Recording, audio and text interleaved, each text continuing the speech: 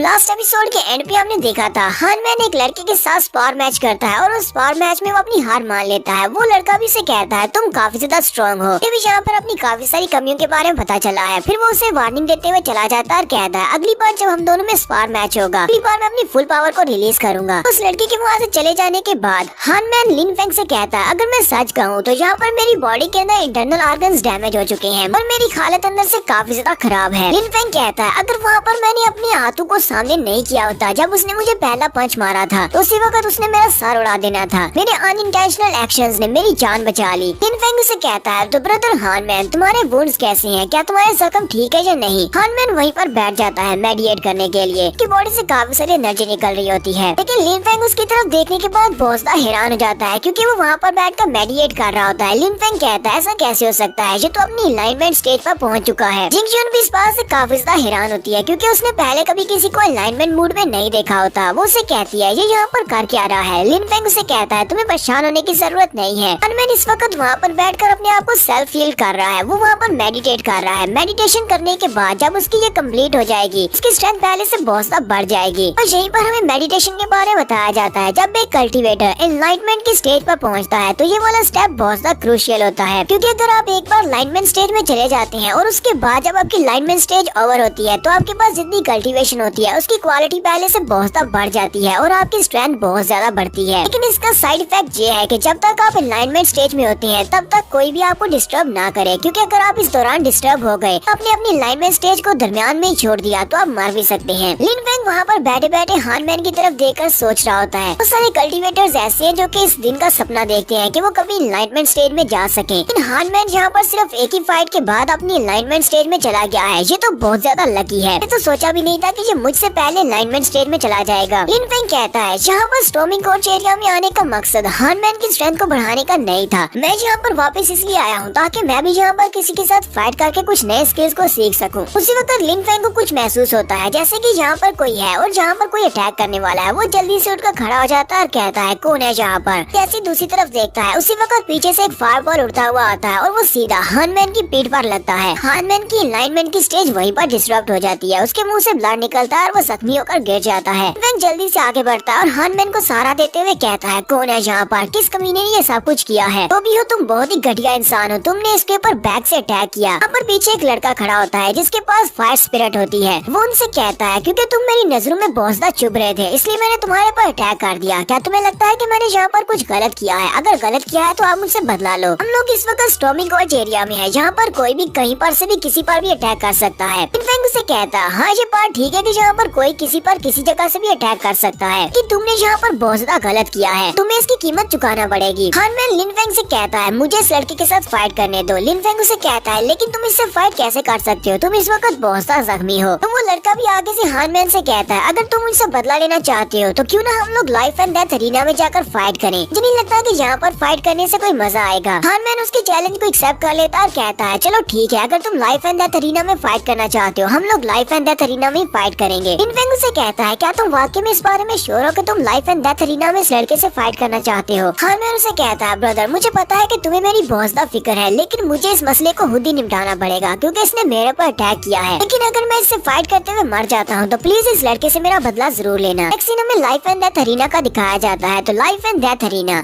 Storming court area के centre में एक बहुत बड़ा एरिना सेंटर है जहाँ पर सभी लोग एरिना में मैच देखने के लिए आते हैं। स्पेशल एरिना यहाँ पर लाइफ एंड डेथ मैचेस खेले जाते हैं। यानी कि अगर आप एक बार इस एरिना में एंटर हो गए तो वहाँ से एक के मरने के बाद ही आप उतर सकते हैं। यहाँ पर जितने लोग पहले से मौजूद होते हैं वो बहुत ज्यादा एक्साइटेड हो जाते हैं और कहते हैं लगता है कि यहाँ पर फिर से कोई लाइफ एंड डेथ चैलेंज खेलने वाला है, चलो देखने में मजा आएगा किस बार कौन जीतेगा। वो लड़का पहले से एरिना में चला जाता है और वो हानमैन से कहता है एक बार तुम इस एरिना में आ गए तो उसके बाद हम दोनों में से एक के मरने के बाद ही हम लोग यहाँ से नीचे उतर सकते हैं, तो इसलिए सोच समझ कर ऊपर आना। लिन फेंग हानमैन से कहता है तुम्हें इससे फाइट करने में बहुत ज्यादा ध्यान रखना होगा। हानमैन उसे कहता है तुम्हें परेशान होने की जरूरत नहीं है, मैं इस कमीने को अच्छा सबक सिखाऊंगा। फिर हानमैन भी एरिना में चला जाता है। दोनों ही अपनी पावर्स को रिलीज कर रहे होते हैं। तो इस लड़के का नाम जियांग हुआ होता है। वो हानमैन से कहता है तो मरने से पहले इस नाम को याद रखना। यहाँ पर तुम्हें जिस लड़के ने मारा है उसका नाम जियांग हुआ है। जबकि हानमैन उसे कहता है तुम्हें लगता है कि तुम यहाँ पर मुझे मारने वाले हो, इनमें सपने देखना छोड़ दो। और जियांग हुआ जल्दी से अपनी फायर पावर के साथ उसके ऊपर अटैक करने के लिए आगे बढ़ता है। कि हमारा हानमैन इस बात से हैरान होता है कि आखिर इस लड़के को मेरे नाम के बारे में तुम्हें कैसे पता चला? लगता है कि यहाँ पर स्पेशली मुझे टारगेट कर रहा है। जियांग हुआ हान मैन के ऊपर पंच मारता है, लेकिन हान मैन जल्दी से जंप करते हुए साइड पर हट जाता है और उसके अटैक को अवॉइड कर लेता है। फिर साथ ही वो अपनी अर्थ स्पिरिट को एक्टिवेट करते हुए अपने हाथ में अपनी एनर्जी को रिलीज करता है और उसे पंच मारने के लिए आगे बढ़ता है। उसे कहता है चलो मैं तुम्हें दिखाता हूँ अपने माउंटेन स्प्लिटिंग फेस का कमाल। जबकि जियांग हुआ भी सामने से अपने हाथ को यूज करते हुए उसके पंच को वहाँ पर ब्लॉक कर लेता है, क्योंकि हान मैन पहले से काफी ज्यादा जख्मी है, इसी वजह से उसके पंचेस में इतनी ज्यादा स्ट्रेंथ नहीं है। जियांग हुआ कहता है ये लड़का तो अभी भी बहुत ज्यादा स्ट्रॉन्ग है, हालांकि ये इतना जख्मी है। उसी वक्त जियांग हा ग्राउंड के ऊपर से कुछ मिट्टी को उठाता है। वो मिट्टी उठाकर उसकी आंखों में डाल देता है ताकि वो देख ना सके। हान मैन चिल्लाकर उसे कहता है कमीने कहीं के, ये कौन सी फाइटिंग स्टाइल है, तुमने यहाँ पर चीटिंग की है। हान मैन को क्योंकि दिखाई नहीं दे रहा था, उसी वक्त जियांग हुआ जल्दी से घूमता हुआ उसके पीछे वाली साइड पर चला जाता है और अपने पंच में अपनी फायर स्पिरिट को रिलीज करते हुए उसकी कमर पर एक जबरदस्त पंच मारता है। इससे हान मैन सामने की तरफ गिर जाता है और खांसना शुरू कर देता है। जियांग हुआ उसे कहता है क्या हुआ, क्या तुम्हारी बस हो गई? कि हमारा लिन फेंग और जिंग जुन दोनों ही बहुत ज्यादा घबरा जाते हैं कि अब यहाँ पर क्या होने वाला है। हान मैन के नीचे गिरने के बाद जियांग हुआ अपने दोनों हाथों पर अपनी फायर स्पिरिट को रिलीज करते हुए उसे कहता है चलो देखते हैं कि अब तुम इस अटैक से कैसे बचते हो, और अपने दोनों हाथों के साथ उसकी कमर के ऊपर जबरदस्त पंचेस मारना शुरू करता है। हंसते हुए उससे कहता है तो तुम्हें अब कैसा महसूस हो रहा है? तुम्हारी बॉडी के ऊपर मैं अपने फायर बॉल से अटैक कर रहा हूँ। लिन फेंग जल्दी से आगे बढ़ता है और कहता है ये क्या बकवास है, यहाँ पर उस लड़के ने चीटिंग की है, इस फाइट को जल्दी से रोको। कि उसी वक्त एक लड़का उसके सामने आकर खड़ा हो जाता है और उसे कहता है नहीं, तुम इससे आगे नहीं बढ़ सकते, ये लाइफ एंड डेथ एरिना है, यहाँ पर इन दोनों में से एक के मरने के बाद ही मैच एंड हो सकता है, यहाँ पर कोई भी किसी की हेल्प नहीं कर सकता। लिन फेंग उसे कहता है तुम कौन हो और तुम मेरा रास्ता क्यों रोक रहे हो? जिंग जुन लिन फेंग से कहती है इसका नाम जिंग हाओ है, ये जिंग फेंग का बड़ा भाई है। लिन फेंग भी इसका नाम सुनने के बाद काफी हैरान होता है, क्योंकि जिंग फेंग वही लड़का है जिसको लिन फेंग ने मार दिया था। जिंग हाओ एरिना की सीढ़ियों पर खड़ा होता है, लिन फेंग से कहता है उस लड़के की मदद करने की तो सोचना भी मत, अगर तुमने आगे बढ़ने की कोशिश की तो मैं तुम्हें यहीं पर मार डालूंगा। लिन फेंग उसे कहता है तो तुम्हें लगता है कि तुम यहाँ पर मुझे मारने के लायक हो, चलो देखते हैं कि तुम मुझे यहाँ पर रोक भी पाते हो या नहीं। और वो अपनी शैडो फ्लीटिंग टेक्निक को यूज करते हुए उसके सामने से गायब हो जाता है। दूसरी तरफ जियांग हुआ जैसे ही अपने पंच को यूज करते हुए हान मैन के ऊपर एक जबरदस्त पंच मारने लगता है, उसी वक्त हमारा लिन फेंग वहाँ पर एरिना में पहुँच जाता है और उसके हाथ को पकड़ लेता है। जियांग हुआ भी इस बात से बहुत ज्यादा हैरान हो जाता है और साथ ही वो उसे कहता है तुम्हारी हिम्मत कैसे हुई यहाँ पर एरिना में फाइट को स्टॉप करवाने की, तुम यहाँ पर कैसे आ सकते हो, चलो जल्दी से यहाँ से बाहर जाओ। और फिर साथ ही वो यहाँ पर लिन फेंग को ये भी बता देता है ब्रदर जिंग हाओ ने मुझे ऑर्डर्स दिए हैं इस लड़के को मारने के, हान मैन मेरे हाथों से मरेगा, तुम्हारी हिम्मत कैसे हुई यहाँ पर आकर मुझे रोकने की? लिन फेंग कहता है तो इसका मतलब जिंग हाओ ने इस लड़के को यहाँ पर भेजा है हान मैन को मारने के लिए, तो लगता है कि ये सब कुछ मेरी वजह से हो रहा है, मुझे तो इस लड़के को यहाँ पर रोकना पड़ेगा। जियांग हुआ को पीछे की तरफ धक्का दे देता है। साथ ही वो जिंग हाओ से कहता है जिंग हाओ मुझे लगता है कि तुम यहाँ पर अपने भाई की मौत का बदला लेना चाहते हो, लेकिन अगर तुम वाकई में अपने भाई की मौत का बदला लेना चाहते हो तो फिर तुम्हें मुझे मारना चाहिए, ना कि हान मैन को, क्योंकि हान मैन और उसके साथियों ने वहाँ पर कुछ भी नहीं किया था, मेरे छोटे भाई को मैंने मारा था, इसलिए मेरे दोस्तों को छोड़ो और मुझसे आकर बदला लो। जिंग हाओ कहता है तभी तो मैं भी इस बारे में सोच रहा था कि ये बात बहुत ज्यादा हैरान करने वाली है, हान मैन मेरे भाई को कैसे हरा सकता है जबकि मेरा भाई 8 की लेयर पर था। ये तो बहुत ही अच्छा हो गया कि तुमने यहाँ पर खुद मेरे सामने आकर इस बात को एक्सेप्ट कर लिया कि तुमने मेरे भाई को मारा है। साथ ही वो जियांग हुआ से कहता है जियांग हुआ चलो जल्दी से नीचे उतर जाओ, अब यहाँ पर मैं इस लड़के से फाइट करने वाला हूँ। जियांग हुआ से कहता है चलो ठीक है। लिन फेंग हान मैन को उठाता है और उसे रीना से बाहर लेकर जाने वाला होता है। हान मैन लिन फेंग से कहता है क्या तुम वाकई में ये सब कुछ करने वाले हो? लिन फेंग उसे कहता है तुम्हें इस सब के बारे में सोचकर परेशान होने की जरूरत नहीं है, पहले बाहर जाओ और जाकर मेडिटेट करो ताकि तुम अपने आप को सेल्फ हील कर सको, बाकी सब कुछ मेरे ऊपर छोड़ दो। वो दोनों एरिना से नीचे की तरफ उतर रहे होते हैं, जबकि उसी वक्त जियांग हुआ अपनी फायर स्पिरिट को रिलीज करता है और कहता है सॉरी ब्रदर जिंग हुआ, मैंने अपना माइंड चेंज कर दिया है, अब इस लड़के को मैं खुद ही सजा दूंगा कि हम दोनों यहाँ पर लाइफ एंड डेथ एरिना में फाइट कर रहे हैं, तो मुझे नहीं लगता कि मुझे तुम्हारी बात मानकर इस मैच को यहाँ पर एंड करना चाहिए। वो पीछे वाली साइड से अपनी फायर स्पिरिट के साथ उनके ऊपर अटैक कर देता है। वो एक फायर बॉल को रिलीज करता है, सीधा लिन फेंग और हान मैन की तरफ जा रहा होता है। उसी वक्त लिन फेंग पीछे की तरफ घूमता है और उसे फायर बॉल आता हुआ दिखाई देता है। वो जियांग हुआ से कहता है लगता है कि तुम यहाँ पर में मरना चाहते हो, पहले तो मैं तुम्हें छोड़ने वाला था लेकिन अब तुम नहीं बचोगे।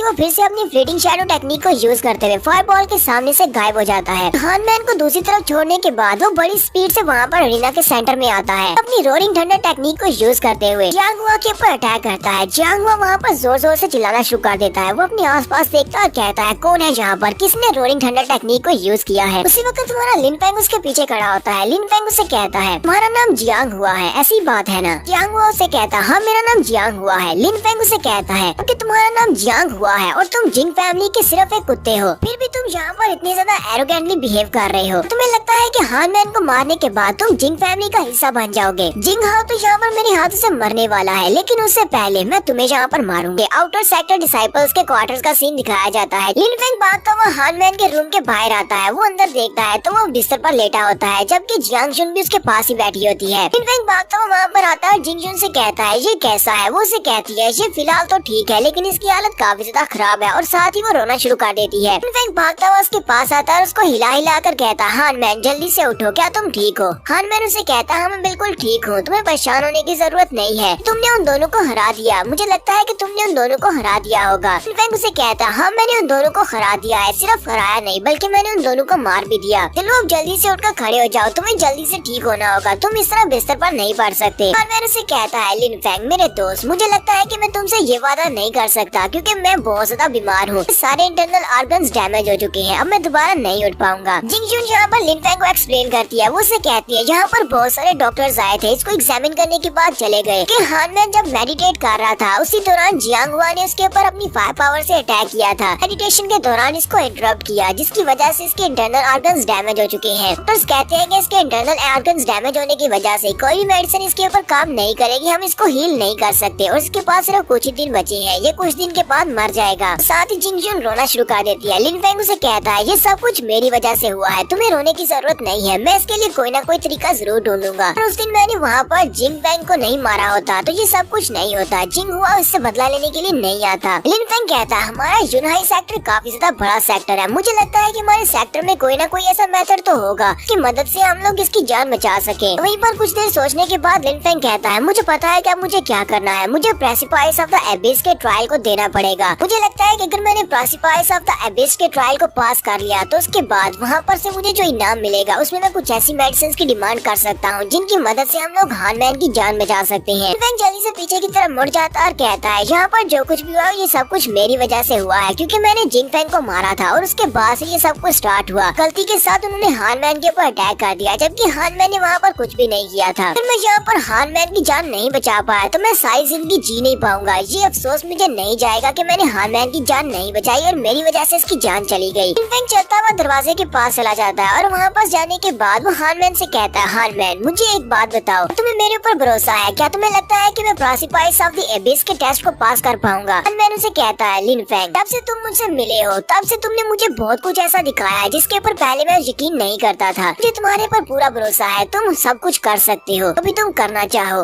मुझे तुम्हारे पर पूरा भरोसा है कि तुम एबिस के उस ट्रायल को पार कर लोगे। लिन फेंग उसे कहता है चलो ठीक है इतना काफी है, बहुत ही जल्दी ट्रायल को पास करने के बाद तुम्हारे लिए मेडिसिन लेकर आऊंगा, तब तक जिंदा रहने की कोशिश करना, मरना मत। और वो दोनों को बाय बोलते हुए वहाँ से चला जाता है। तो नेक्स्ट सीन हमारा प्रेसिपिस ऑफ द एबिस का दिखाया जाता है, जो कि वहाँ पर पहाड़ों के अंदर एक पैलेस है। इसके बारे में बताया जाता है कि यहाँ पर यूनाई सेक्टर में सबसे ज्यादा खतरनाक और सबसे ज्यादा मिस्टीरियस जगह यही है। हालांकि इसको एक ट्रायल के तौर पर रखा गया है, यहाँ पर आकर लोग ट्रायल देते हैं। बहुत सारे स्ट्रॉन्ग वॉरियर्स ऐसे हैं जो कि यहाँ पर आने से डरते हैं, लेकिन फिर भी अगर कोई भी इस ट्रायल को पास करेगा तो उसे एक इनाम दिया जाएगा जो कि काफी ज्यादा ग्रेट हो सकता है, या फिर आप अपनी एक ख्वाहिश को पूरा करवा सकते हैं। इस सेक्टर के एल्डर जो कि यहाँ पर होंगे वो आपकी इस ख्वाहिश को पूरा करेंगे, लेकिन आज तक जो भी यहाँ पर अंदर गया है वो कभी भी जिंदा बाहर नहीं आ पाया। लिन फेंग उस पैलेस के दरवाजे के सामने जाकर खड़ा हो जाता है और जाकर कहता है मैं लिन फेंग यहाँ पर इस सेक्टर ट्रायल के लिए आया हूँ, इस यूनाई सेक्टर का एक आउटर डिसाइपल हूँ और यहाँ पर प्रेसिपिस ऑफ द एबिस के ट्रायल को देने के लिए आया हूँ। तो उसके ये कहते ही दरवाजा खुल जाता है, हमने से एक एल्डर की आवाज आती है। एल्डर उसे कहते हैं चलो जल्दी से सीढ़ियाँ उतरते हुए अंदर आ जाओ, तुम्हें ट्रायल रूम तक ले चलता हूँ। लिन फेंग कहता है मुझे तो लगा था कि दरवाजा खुलते ही मेरा ट्रायल स्टार्ट हो जाएगा, लगता है कि टेस्ट वाली जगह कहीं और पर है, मुझे तो इस आवाज को फॉलो करना होगा कि ये आवाज किसकी आ रही है। चाहे जो भी हो मुझे इस टेस्ट को तो पास करना ही होगा ताकि मैं हान मैन की जान बचा सकूं। लिन फेंग उस मास्टर से कहता है ठीक है मैं आ रहा हूँ, और वो वहाँ से उस गुफा के अंदर चलता हुआ आगे की तरफ बढ़ता है। तो लिन फेंग उस गुफा में चलता हुआ काफी आगे तक जाता है, तो वो गुफा काफी ज्यादा लंबी होती है। लिन फेंग कहता है बाहर से ये एक पैलेस की तरह है लेकिन अंदर तो एक गुफा है, वहीं पर अंदर से उसे काफी सारा प्रेशर महसूस होता है। लिन फेंग कहता है लगता है यहाँ पर कोई बहुत ही पावरफुल मास्टर है। और वहीं पर लास्ट पे एक रूम होता है। लिन फेंग कहता है मुझे लगता है कि वो मास्टर जिसकी आवाज थी वो यहीं पर इसी रूम में होगा। जैसे ही वहाँ पर उस दरवाजे को पार करके अंदर होता है तो वो मास्टर उसे कहती है तुम्हारा नाम लिन फेंग है तो तुम एक आउटर डिसाइपल हो, तुम्हारे पास इतनी ज्यादा स्ट्रेंथ नहीं है, तुम तो अपनी की लेयर के 8 लेवल पर हो। मैंने तुम्हें यहाँ पर अंदर तो आने दिया है लेकिन अगर तुम टेस्ट देने के लिए जाओगे तो तुम मारे जाओगे। तुम तो सिर्फ एक छोटे से आउटर डिसाइपल हो, अभी तक तो तुम्हारी बॉडी के ऊपर पूरे बाल भी नहीं आए और तुम यहाँ पर इस टेस्ट को देने के लिए चले आए हो। अभी भी तुम्हारे पास एक मौका है यहाँ से वापस चले जाओ। प्रेसिपाइस ऑफ द एबिस ये कोई खेलने की चीज नहीं है, बहुत ही डेंजरस जगह है। लिन फेंग उनसे कहता है एल्डर आपका बहुत बहुत शुक्रिया जो आपने मुझे यहाँ पर इतनी अच्छी एडवाइस दी। मैंने सब कुछ ज़हन में रखा हुआ है, मेरे पास सिर्फ मेरी जान है जो मैं दांव पर लगा सकता हूँ क्योंकि मेरे दोस्त को इस वक्त एक मेडिसिन की जरूरत है, वो बहुत ज्यादा जख्मी है। अगर मैंने सेक्टर ट्रायल के टेस्ट को पास नहीं किया मुझे वो मेडिसिन नहीं मिल सकती जिससे मैं अपने दोस्त की जान बचा सकूं। इसलिए मुझे इस टेस्ट को देना ही पड़ेगा।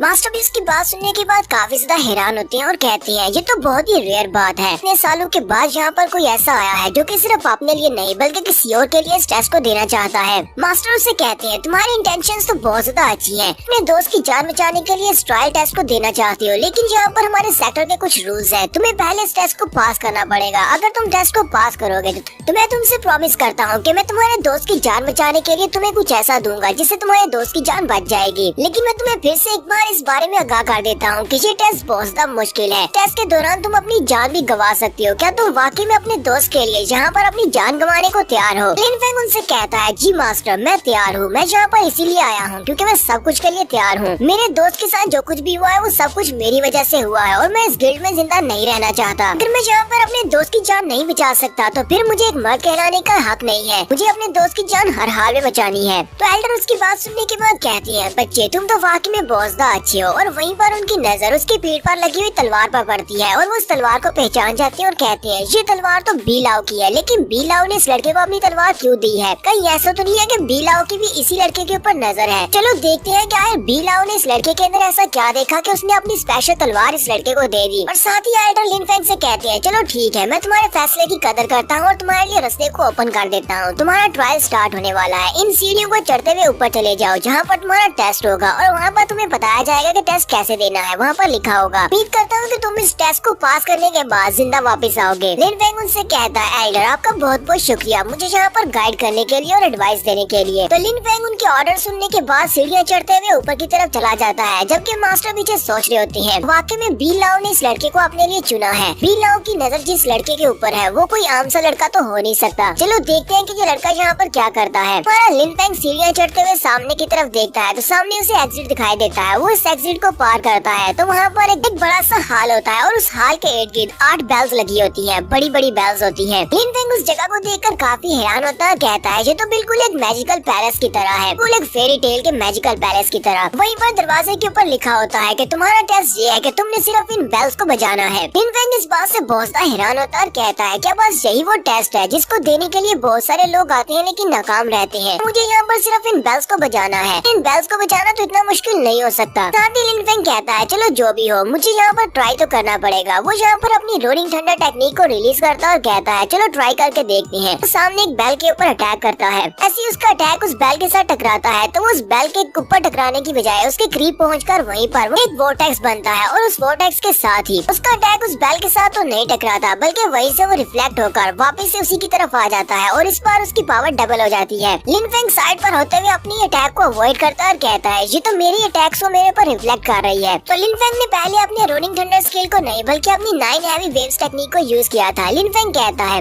कि मेरी फैमिली टेक्निक इतनी ज्यादा स्ट्रॉन्ग नहीं है, अब मुझे यहाँ पर अपनी मार्शल स्पिरिट को यूज करना पड़ेगा। तो देखते हैं कि मैं अपनी रोलिंग थंडर स्किल के साथ इस बेल को चिम कर पाता हूँ या नहीं। साथ ही वो अपनी रोलिंग थंडर टेक्निक को यूज करते हुए अपनी पाम को सामने की तरफ करता है और बहुत सारी तलवारें निकालता है। ऐसा मूव वहाँ पर जिंग हाओ ने यूज किया था। हमारा लिन फेंग भी सेम उसी मूव को यूज करता है। लिन फेंग अपने पास से एनर्जी की बनी हुई 8 तलवारें निकालता है और उन 8 तलवारों को 8 बेल्स के ऊपर अटैक करने के लिए भेजता है ताकि उन सभी को एक ही साथ जिम करवाया जा सके। तो लिन फेंग की एनर्जी की बनी हुई तलवारें जैसे उन बेल्स के करीब पहुँचती है वो बेल्स उनको अपने अंदर एब्जॉर्ब कर लेती है और उनको एब्जॉर्ब करने के बाद फिर से उनकी स्ट्रेंथ को इंक्रीज करके वापस से लिन फेंग के ऊपर अटैक कर देती है। लिन फेंग इस बात से और भी ज्यादा हैरान होता है और कहता है मुझे यहाँ पर कुछ भी समझ नहीं आ रही कि यहाँ पर हो क्या रहा है। मैं मार्शल स्पिरिट के साथ मार्शल आर्ट्स के स्किल को यूज करते हुए अटैक करता हूँ तो ये मेरी पावर्स को 5 गुना बढ़ा देती है। लिन फेंग अपनी शैडो फ्रीडिंग मूव को यूज करते हुए अपने ही वापस आने वाले अटैक को अवॉइड करता है। लिन फेंग कहता है ये टेस्ट तो वाकई वाकई में मुश्किल होता जा रहा है। मुझे समझ नहीं आ रही कि आखिर इन बेल्स का मसला क्या है, ये मेरे अटैक्स को रिफ्लेक्ट कैसे कर सकती है। फैंग कहता है तो मुझे लगता है कि मुझे अब यहाँ पर अपनी डार्क स्पिरिट को यूज करना पड़ेगा। हो सकता है कि डार्क स्पिरिट के साथ अपनी फुल पावर को रिलीज करने पर इन बेल्स को यहाँ पर बजा सकूं और इस टेस्ट को पास कर पाऊँ। अब वहाँ पर लाइफ एंड डेथ अरीना में दोबारा से काफी सारी हलचल हो चुकी है, क्योंकि वहाँ पर बहुत सारे लोग जमा हैं और काफी सारे एल्डर्स भी वहाँ पर आ चुके हैं। देखने वाले काफी ज्यादा हैरान होते हैं और कहते हैं अच्छा यहाँ पर हो क्या रहा है। थोड़ी देर पहले एक मास्क वाले लड़के ने यहाँ पर 2 लड़कों को मार डाला और उसके बाद से यहाँ पर और भी ज्यादा लोग जमा हो चुके हैं ताकि यहाँ पर कुछ और भी बड़ा होने वाला है, ताकि हमारे इनर एल्डर भी यहीं पर है। लेकिन यहाँ पर हमारे एल्डर अकेले नहीं है, बल्कि एल्डर के साथ उनके फेमस डिसाइपल्स भी हैं। वो तीनों ही डिसाइपल्स हैं जो हमारे यूनहाई सेक्टर के काफी ज्यादा फेमस और पावरफुल फाइटर्स हैं। इन तीनों में से सबसे ज्यादा वीक ब्रदर चेनजिंग है। ब्रदर चेनजिंग एक इनर डिसाइपल को हराने के बाद उसकी जगह पर एक इनर डिसाइपल बन पाया था। तो ये भी इस वक्त अपनी सोल की लेयर पर है। दूसरे का नाम हीशान है। इनमें से सबसे बेस्ट और सबसे ज्यादा स्ट्रॉन्गेस्ट फाइटर उसका नाम टोफू है, जो कि रेड कलर वाले बालों वाला है। यूनहाई के सेक्टर एल्डर जिनका नाम मोजी है, वो वहाँ पर किसी का इंतजार कर रहे होते हैं। मास्टर मोजी सामने की तरफ देखते हैं तो एक बड़ा सा पंछी उड़ता हुआ उसी तरफ आ रहा होता है। मास्टर मोजी कहते हैं तो फाइनली वो लोग यहाँ पर आ चुके हैं। तो वो बड़ा सा पंछी वहाँ पर लैंड करता है और लैंड करने के बाद वहीं पर वो एनर्जी में डेसिपेट हो जाता है और वहाँ से एक लड़का और एक लड़की उतरती है।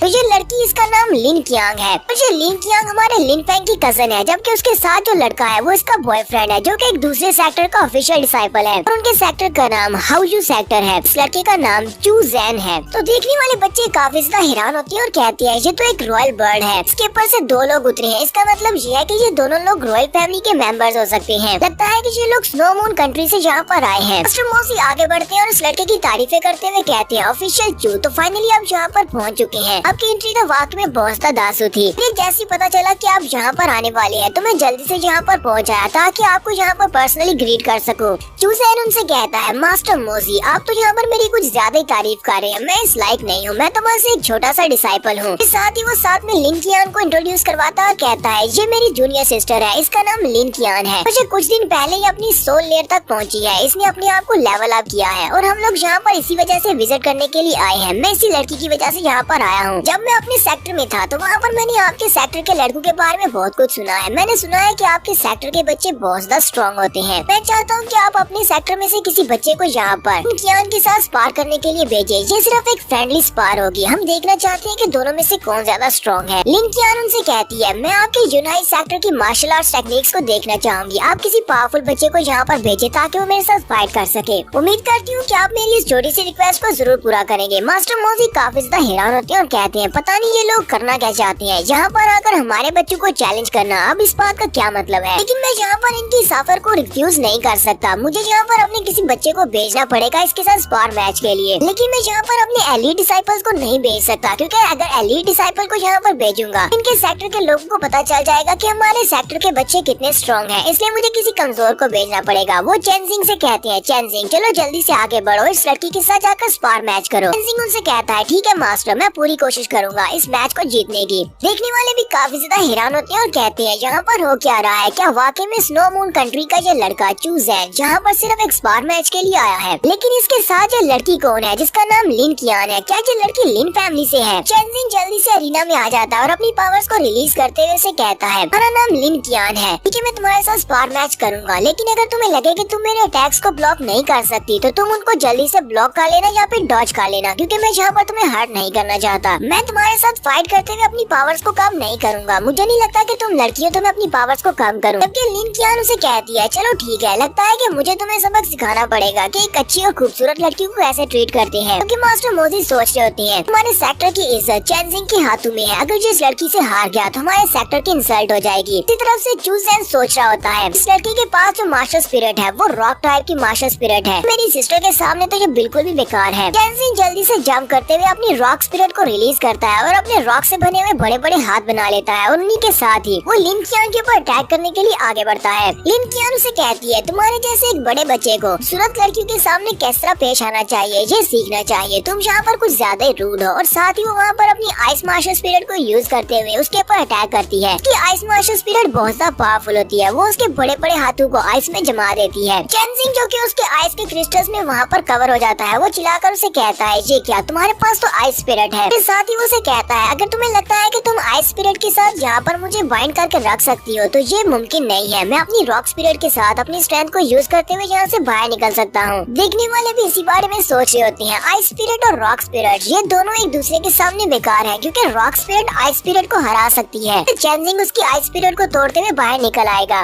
चेनजिंग भी उसे कहता है, आइस स्पिरिट को हराना मेरी रॉक स्पिरिट के लिए बहुत ज्यादा आसान है। तुम तो ऐसा सोचना भी मत कि मैं अपनी रॉक स्पिरिट के साथ तुमसे हार जाऊंगा। लिनकियान जल्दी से अपनी सेकंड स्पिरिट को रिलीज करती है और कहती है, चलो देखते हैं कि मेरी फायर स्पिरिट के सामने तुम टिक पाते हो या नहीं। लिनकियान के पास डुअल एबिलिटीज है, उसके पास आइस स्पिरिट भी है और साथ में फायर स्पिरिट भी है। वो अपनी फायर के साथ उस आइस को मेल्ट कर देती है और कहती है, मैंने तुम्हें यहाँ पर आइस में जमा दिया, चलो देखते हैं कि अब तुम मेरी गर्म आइस के साथ किस तरह टिक पाते हो। और वो अपनी फायर के साथ उसकी तरफ फूंक मारती है और उसकी बॉडी के इर्द-गिर्द जितनी भी आइस होती है वो सारी की सारी पिघल जाती है। चेनजिंग के पास जो रॉक टाइप की स्पिरिट एनर्जी होती है, फायर टाइप की स्पिरिट एनर्जी के सामने कमजोर है। इसी वजह से चेनजिंग उसके सामने हार जाता है और उस फायर के साथ इसके इर्द-गिर्द सारी की सारी बर्फ टूट जाती है और वहाँ पर एक जबरदस्त धमाका होता है। चेनजिंग काफी ज्यादा जख्मी होकर नीचे गिर जाता है। देखने वाले बहुत ज्यादा हैरान हो जाती है और कहती है, हमारा चेनजिंग एक जीनियस डिसाइपल है, वो इस लड़की से हार चुका है। मास्टर मोजी भी इस बात से बहुत ज्यादा हैरान होती है और कहते हैं, इस लड़की के पास तो डुअल एलिमेंटल स्पिरिट पावर है। चेनजिंग एल्डर मोजी से कहता है, मास्टर मोजी प्लीज मुझे माफ कर दे, मैं इस मैच को हार चुका हूँ। मास्टर मोजी उसे कहते हैं, कोई बात नहीं, चलो जल्दी से वापस आ जाओ, क्योंकि तुम इस लड़की का मुकाबला कर ही नहीं सकते। ये लड़की तुमसे हायर लेवल पर है और इसके पास डुअल एलिमेंट स्पिरिट पावर है। जाओ जाकर आराम करो। और चेनजिंग वहाँ से चला जाता है। मास्टर मोजी फिर से उनकी तारीफ करते हुए कहते हैं, मैंने तो सोचा भी नहीं था कि ये लड़की इतनी ज्यादा स्ट्रॉन्ग हो सकती है। आखिर तुम्हारे हाउजू सेक्टर में भी काफी ज्यादा टैलेंटेड लोग हैं। साथ ही मास्टर मोजी सोच रहे होते हैं, आज ये चूनैन यहाँ पर करने के लिए क्या आया है, इसको यहाँ से चाहिए क्या। लुज़ैन भी उनसे कहता है, एल्डर ऐसी बात नहीं है, आपके यूनाई सेक्टर में भी बहुत ज्यादा टैलेंटेड बच्चे हैं। मैं यहाँ पर से किसी भी रैंडम बच्चे को भी चूज करूँ, वो भी मेरी सिस्टर के साथ फाइट कर सकता है। हालांकि मेरा भी बहुत ज्यादा मन चाह रहा है कि यहाँ पर आपके किसी टैलेंटेड बच्चे के साथ फाइट करूँ, लेकिन फिलहाल के लिए हम इस टॉपिक को छोड़ देते हैं कि आज हम लोग यहाँ पर किसी और टॉपिक पर बात करने के लिए आए हैं। असल में मैं यहाँ पर अपनी सिस्टर के बिहाफ पर आप लोगों से एक रिक्वेस्ट करने के लिए आया हूँ। मुझे यहाँ से कुछ चाहिए। मास्टर मोजी से कहते हैं, अपनी बात को एक्सप्लेन करो, आज तुम्हें यहाँ से क्या चाहिए। चूज़ैन कहता है, मेरी जूनियर सिस्टर लिनकियान का एक कजन है जो कि यहीं पर आपके सेक्टर का डिसाइपल है। उसने अपने एल्डर्स के साथ बहुत ज्यादा बदतमीजी की और उसके बाद यहाँ पर भी उसने कुछ लड़कों को जख्मी कर दिया। ना सिर्फ कुछ लड़कों को बल्कि अपने कजिन को भी जख्मी किया है। इसकी वजह से सिस्टर लिनकियान उससे बदला लेने के लिए यहाँ पर आई है और मैं चाहता हूँ कि आप सिस्टर लिनकियान के बिहाफ पर अपने उस आउटर डिसाइपल जिसका नाम लिन फेंग है उसको हमारे साथ भेज दे। मैं यहाँ पर लिन फेंग को लेने के लिए आया हूँ और मुझे नहीं लगता कि आपके यूनाई सेक्टर में इस तरह के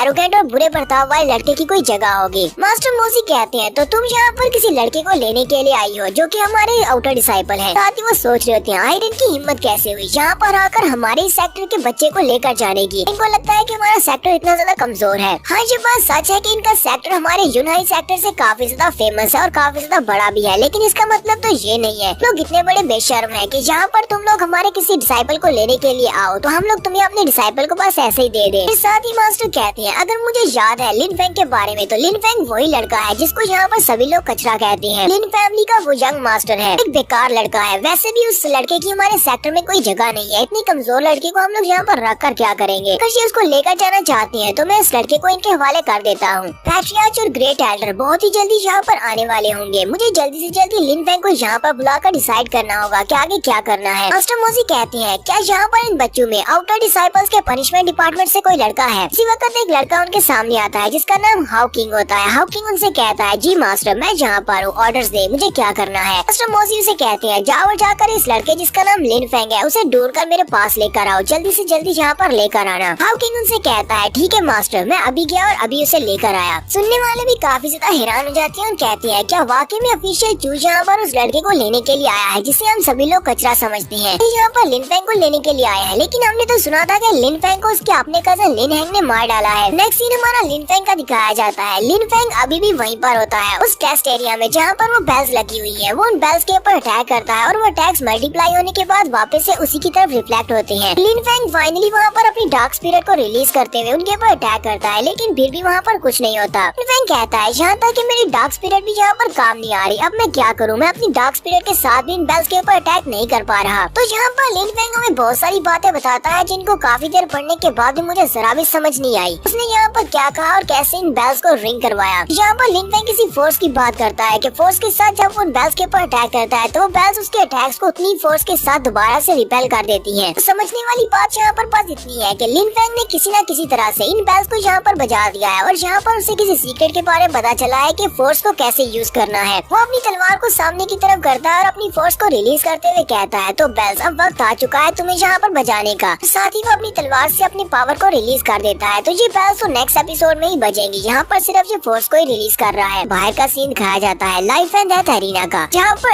एल्डर मोजी चू नैन के सामने खड़े होते हैं। कई बार उनके सेक्टर के पैट्रियार्च और उनके साथ ग्रेट एल्डर भी आ जाते हैं। तो वो सभी लोग वहाँ पर पैट्रियार्च और ग्रेट एल्डर को देखकर बहुत ज्यादा हैरान होते हैं। ऑफिशियल चू भी उसे कहता है, मैंने नहीं सोचा था कि पैट्रियार्च खुद यहाँ पर आएंगे, आपसे मिलकर मुझे काफी ज्यादा खुशी हुई। मिस्टर मोजी भी उन्हें देखकर काफी हैरान होते हैं और कहते हैं, ग्रेट एल्डर आप भी यहाँ पर आए हैं। देखने वाले भी काफी ज्यादा हैरान होते हैं और कहते हैं, हमने कभी भी पैट्रियार्च और ग्रेट एल्डर को फिर के बाद हम इन दोनों को एक साथ देख रहे हैं, क्योंकि ये सभी लोग कभी भी एक साथ दिखाई नहीं देते। पैट्रियार्च वहाँ पर आने के बाद एल्डर मोजी से कहते हैं, एल्डर मोजी ऑफिशियल चू यहाँ पर अपने सेक्टर से इतना लंबा सफर तय करके पहुँचे हैं, क्या आपने इसको यहाँ पर प्रॉपर्ली वेलकम किया या नहीं? तो मास्टर मोजी आगे बढ़ते हैं और पैट्रियार्च से कहते हैं, पैट्रियार्च मैं यहाँ पर जो कुछ भी आया सभी की आपको रिपोर्ट देता हूँ। ऑफिशियल चू यहाँ पर हमारे यूनाई सेक्टर के एक डिसाइपल को लेने के लिए आए हैं। उस डिसाइपल का नाम लिन फेंग है। लिन फेंग एक बहुत ही बेकार सा लड़का है जो कि हमारे सेक्टर का एक काउंटर डिसाइपल है। उसने कुछ ऐसा किया है जिसकी वजह से ऑफिशियल चू यहाँ पर उसको लेने के लिए आए हैं। चू ज़ेन भी आगे बढ़ता है और पैट्रियार्च से कहता है, पैट्रियार्च आपको मेरी बात को समझना होगा। मैं यहाँ पर जिस लड़के को लेने के लिए आया हूँ उसका नाम लिन फेंग है और वो मेरी सिस्टर का एक कजिन है। तो उस लड़के ने इसके एल्डर्स के साथ बहुत ही बुरा बर्ताव किया और साथ ही फैमिली मेंबर के ऊपर अटैक भी किया। और मैंने सुना है कि वो यहाँ पर भी अच्छे से बिहेव नहीं कर रहा और बहुत सारे एल्डर्स के साथ उसने बदतमीजी की है। मैं आज यहाँ पर इसीलिए आया हूँ ताकि मैं उस लड़की को यहाँ से लेकर जा सकूँ कि फैमिली में ले जाकर इसको पर्सनली सजा दी जाएगी। पैट्रियार्च उसकी तरफ देखकर सोच रहे होते हैं, इसका फादर भी अपने सेक्टर का पैट्रियार्च है और हम दोनों बहुत ही अच्छे दोस्त हैं। इसी वजह से मैं इस लड़के की यहाँ पर इतनी रिस्पेक्ट कर रहा हूँ। लेकिन ये लड़का यहाँ पर हमारे सेक्टर में आकर हमारी एक लड़के को हमसे मांग रहा है, ये तो कुछ ज्यादा ही हो रहा है। आपको क्या लगता है कि हमारा यूनाई सेक्टर बहुत ज्यादा वीक सेक्टर है कि ये लोग कभी भी यहाँ पर आकर हमारे लड़कों को ले जा सकते हैं? पैट्रियार्च उसे कहते हैं, ठीक है मुझे तुम्हारी बात की समझ आ गई, हम लोग तुम्हारे लिए कुछ न कुछ जरूर करेंगे। साथ ही वो एल्डर मोजी से कहते हैं, एल्डर मोजी आपने इस सारे मसले को कैसे हैंडल किया है? मिस्टर मोजी उसे कहते हैं, मैंने यहाँ से एक आउटर डिसाइपल पनिशमेंट हाल के लड़के को वहाँ पर भेजा है उस लड़के को यहाँ पर लाने के लिए। उसके आने के बाद ही हम लोग देखेंगे क्या ये सारी सिचुएशन कैसी है। मुझे लगता है कि उस लड़के के यहाँ पर आने के बाद हमें उस लड़के को अपने यूनाई सेक्टर से निकाल देना चाहिए। उसके बाद ये लोग उसके साथ जो भी करना चाहे वो कर सकते हैं। आज उसकी बात सुनने के बाद कहते हैं, एल्डर मोजी वाकई में समझदार है। अगर हम लोग उस लड़के को अपने सेक्टर से निकाल देते हैं तो फिर उसके लड़के के साथ हमारे सेक्टर का नाम नहीं जुड़ा होगा और इस तरह हमारी इंसल्ट नहीं होगी। तो पहले हम उस लड़के को अपने सेक्टर से निकालेंगे, उसके बाद इसके हवाले करेंगे। उसी वक्त पैट्रियार्च को बेल्स के जिम होने की आवाज आती है। वो लोग बहुत ज्यादा हैरान हो जाते हैं। न सिर्फ पैट्रियार्च बल्कि ग्रेट एल्डर और उनके साथ साथ बाकी के सभी लोग भी बेल्स सुनने के बाद काफी ज्यादा हैरान होते हैं। लेकिन सिर्फ कुछ ही लोगों को पता है कि इन बेल्स के बजने का मतलब क्या है, जैसे कि ग्रेट एल्डर और पैट्रियार्च को। पैट्रियार्च कहते हैं, पूरे 300 साल गुजर चुके हैं, 300 साल के बाद किसी ने यहाँ पर दोबारा बेल्स को बजाया है। मास्टर कोंगलाओ को भी दिखाते हैं, ये वही मास्टर है जिन्होंने लिन फेंग को इस टेस्ट के लिए अंदर भेजा है। वो कहते हैं, तो फाइनली इस लड़के लिन फेंग ने बेल्स को बजा ही दिया। तो बीलाओ ने बहुत ही सही फैसला किया, अपनी तलवार इस लड़के को देकर। उसने जिस लड़के को चुना है वो वाकई में एक बहुत बड़ा जीनियस है। मास्टर कोंगलाओ भी जल्दी से अपने आप को वहाँ पर शैडो में चेंज करते हैं और गायब होते हुए लिन फेंग के पास चले जाते हैं। लिन फेंग भी बहुत ज्यादा खुश होता है और कहता है, जैसा कि मैंने सोचा था इन बेल्स को इन्हीं की फोर्स को यूज करते हुए बजाया जा सकता है और मैंने इसको ग्रैस्प कर लिया। मुझे यहाँ पर एक नई चीज पता चली है, मुझे फोर्स के बारे में पता चला है। मास्टर कोंगलाओ वहाँ पर आते हैं और उससे कहते हैं, लिन फेंग तुम तो वाकई में बहुत ज्यादा स्ट्रॉन्ग निकले,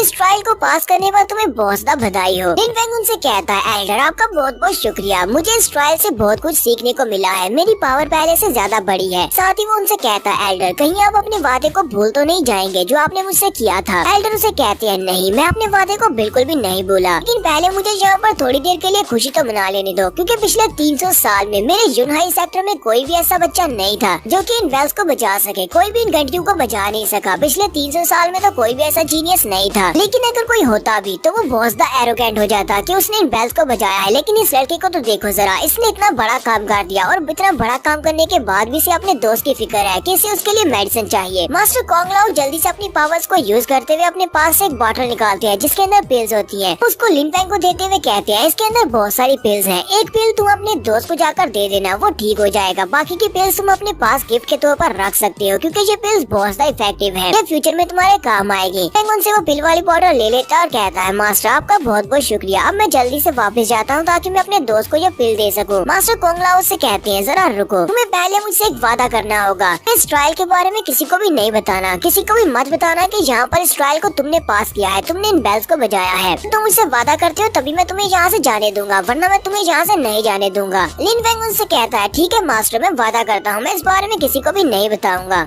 और साथ ही लिन फेंग सोच रहा होता है मुझे तो लगा था कि ये एक बहुत ही अच्छी बात है कि मैंने यहाँ पर इस ट्रायल को पास किया है, क्योंकि इस ट्रायल को पास करने का मतलब है कि मैं बहुत ज्यादा स्ट्रॉन्ग हूँ और एल्डर्स की नजर में मेरी इज्जत ज्यादा बढ़ेगी। मास्टर कोंगलाओ से कहते हैं अच्छा ठीक है, अब जबकि तुमने वादा किया है तो मुझे तुमसे और कुछ भी नहीं कहना। इतनी देर में मास्टर बीलाओ यहाँ पर आ जाएंगे। मास्टर बीलाओ तुम्हें हुदी जुनाई सेक्टर में वापस पहुँचा देंगे। लिन फेंग भी इस बात से काफी ज्यादा हैरान होता है कि अब ये मास्टर बीलाओ कौन है। तो वहाँ पर एक बड़ा सा क्रेन पंछी आता है और उसके ऊपर मास्टर बीलाओ खड़े होते हैं। मास्टर कोंगलाओ से कहते हैं बीलाओ तो तुम एक बहुत ही लंबे अरसे के बाद यहाँ पर अपीयर हुए हो, चलो जल्दी से यहाँ पर नीचे उतरो। मास्टर बीलाओ भी वहाँ पर नीचे उतर आते हैं। मास्टर बीलाओ से कहते हैं कोंगलाओ मैं यहाँ पर तुम्हें आकर परेशान नहीं करना चाहता था, इसीलिए मैं आज यहाँ पर आया हूँ। वैसे भी मैंने सोचा नहीं था कि ये लड़का इतनी तेजी के साथ ग्रो करेगा, ये लड़का तो वाकई में बहुत ज्यादा फास्ट है। इनफैक्ट भी मास्टर्स को देखकर काफी ज्यादा खुश होता है और कहता है तो ये मास्टर तो स्टार पवेलियन के बाहर जो गार्डियन थे ये तो वही है, लेकिन ये यहाँ पर प्रेसिपाइस ऑफ द एबिस में क्या कर रहे हैं, इन दोनों मास्टर्स का आपस में क्या ताल्लुक है। मास्टर कोंगलाओ कहते हैं तो तुम दोनों पहले से एक दूसरे को जानते हो। मास्टर कोंगलाओ से कहते हैं हम दोनों एक दूसरे को जानते हैं क्योंकि लिन फेंग स्टार पवेलियन में आया था अपने लिए मार्शल आर्ट्स के स्किल्स को चूज करने के लिए। इसने वहाँ पर कुछ स्पेशल मार्शल आर्ट्स के स्किल्स को चूज किया था, वहीं पर मैंने अपनी तलवार इसको निकाल कर दी थी। मास्टर बीलाओ कहते हैं तुमने इस लड़के के लिए इस ट्रायल को क्यों चूज किया है, तुम्हें नहीं लगता कि ये वाला ट्रायल बहुत ज्यादा मुश्किल था। मास्टर कोंगलाओ भी हंसना शुरू कर देते हैं और कहते हैं यही तो मैं चेक करना चाहता था, क्या है तुमने जिस लड़के को चूज किया है वो लड़का कितना ज्यादा जीनियस है और वो कितना स्ट्रॉन्ग है, और वैसे इस बात से क्या फर्क पड़ता है, इस लड़के ने ट्रायल को पास कर लिया है। मास्टर बीलाओ भी खुश हो जाते हैं और कहते हैं चलो कम से कम इतना तो अच्छा है कि जिस लड़के को मैंने चूज किया है उसने यहाँ पर मेरी इज्जत रख ली इस टेस्ट को पास करके, कि अगर यहाँ पर कोई और होता तो वो तो अब तक इस टेस्ट के दौरान ही मारा जा चुका होता। लिन फेंग उनसे कहता है क्या आप दोनों मुझे बताएंगे कि आप दोनों हो कौन। मास्टर बीलाओ से कहते हैं प्लीज मुझे माफ करना, हम लोग इस बारे में भूल ही गए कि तुम्हें अपने बारे में इंट्रोडक्शन दे सके। मास्टर बीलाओ से कहते हैं मेरा नाम मास्टर बीलाओ है और मेरे पीछे जो बंदा खड़ा है इसका नाम कोंगलाओ है। मास्टर कोंगलाओ प्रेसिपाइस ऑफ द एबिस में रहते हैं जबकि मैं स्टार पवेलियन के बाहर रहता हूँ, हम दोनों ही यूनाई सेक्टर के गार्डियंस हैं। लिन फेंग इस बात से और भी ज्यादा हैरान होता है और कहता है क्या ये वाकई में हमारे यूनाई सेक्टर के प्रोटेक्टर्स हैं, इसका मतलब तो ये बहुत ही ग्रेट मास्टर्स है, यहाँ तक कि हमारे यूनाई सेक्टर के पैट्रियार्च भी इनकी इज्जत करते होंगे। लिन फेंग कहता है ये दोनों मास्टर्स अगर यहाँ पर अपीयर हुए हैं तो इसका मतलब ये है कि यहाँ पर इस ट्रायल को पास करना एक बहुत बड़ी बात होगी, लेकिन फिर भी मास्टर ने मुझे यहाँ पर वार्निंग दी है कि मैं बाहर जाकर किसी को भी इस बारे में ना बताऊं। तो लिन फेंग उनसे कहता है प्लीज मास्टर्स मुझे माफ करना, मैं आप दोनों को पहचानने में नाकाम रहा और मुझे हो सकता है कि आपके सामने कोई ऐसी बात की हो जिसकी वजह से आपको कुछ बुरा लगा हो, तो प्लीज उसके लिए मुझे माफ कर देना। मास्टर्स उसे कहते हैं प्लीज हमने कभी किसी को इस बारे में नहीं बताया कि हम लोग यूनाई सेक्टर के प्रोटेक्टर्स हैं, इसलिए तुम्हें हमारे सामने इस तरह बिहेव करने की जरूरत नहीं है। मास्टर बीलाओ आगे बढ़ते हैं और उसे कहते हैं चलो ठीक है मैं तुम्हें यूनाई सेक्टर में वापस पहुंचा देता हूँ, यहीं पर चुपचाप खड़े रहना क्योंकि हम लोग उड़ते हुए वहाँ पर पहुँचने वाले हैं, ध्यान रखना कि क्रेन के ऊपर से गिर मत जाना। और वो दोनों जिस जगह के ऊपर खड़े होते हैं उसी वक्त नीचे से एनर्जी निकलती है और एनर्जी से एक क्रेन बन जाता है। लिन फेंग कहता है मास्टर बीलाओ के पास ये जो क्रेन स्पिरिट है ये एक मिथिकल बीस्ट स्पिरिट है, इसकी स्पीड तो बहुत ज्यादा है, हालांकि हम दो लोग इसके ऊपर खड़े हैं लेकिन फिर भी इसकी स्पीड बहुत ज्यादा है। आज मैं एक बहुत ही स्ट्रॉन्ग मार्शल आर्टिस्ट के साथ खड़ा हूँ, तो आज मुझे महसूस हो रहा है कि ये मार्शल आर्टिस्ट कितना ज्यादा स्ट्रॉन्ग है। महान मास्टर के मुकाबले में मैं तो सिर्फ एक मक्खी के बराबर हूँ, यानी कि मैं इतना स्ट्रॉन्ग नहीं हूँ, मुझे भी बहुत ज्यादा स्ट्रॉन्ग बनना होगा। एक दिन ऐसा आएगा जब मैं भी इतना ज्यादा स्ट्रॉन्ग बनूंगा, हो सकता है कि मैं इन सारे एल्डर से बहुत ज्यादा स्ट्रॉन्ग बन जाऊँ, क्योंकि मेरा मकसद यहाँ पर अपने आप को स्ट्रॉन्ग बनाना है ताकि इस दुनिया में कोई भी ऐसा ना बचे जो कि मुझे अपने पाँव के नीचे दबा सके। मुझे गॉड ऑफ मार्शल आर्ट्स बनना है। मास्टर बीलाओ लिन फेंग से कहते हैं लिन फेंग तो तुम अपने क्वार्टर्स की तरफ वापस जाना चाहते हो, मैं तुम्हें वहीं पर उतार दूंगा। फेंग उनसे कहता है हाँ मैं वहाँ पर अपने एक दोस्त को बचाने के लिए जा रहा हूँ। मास्टर बीलाओ उसे क्वार्टर से बाहर उतार देते हैं और कहते हैं मैं इससे आगे तुम्हें लेकर नहीं जा सकता,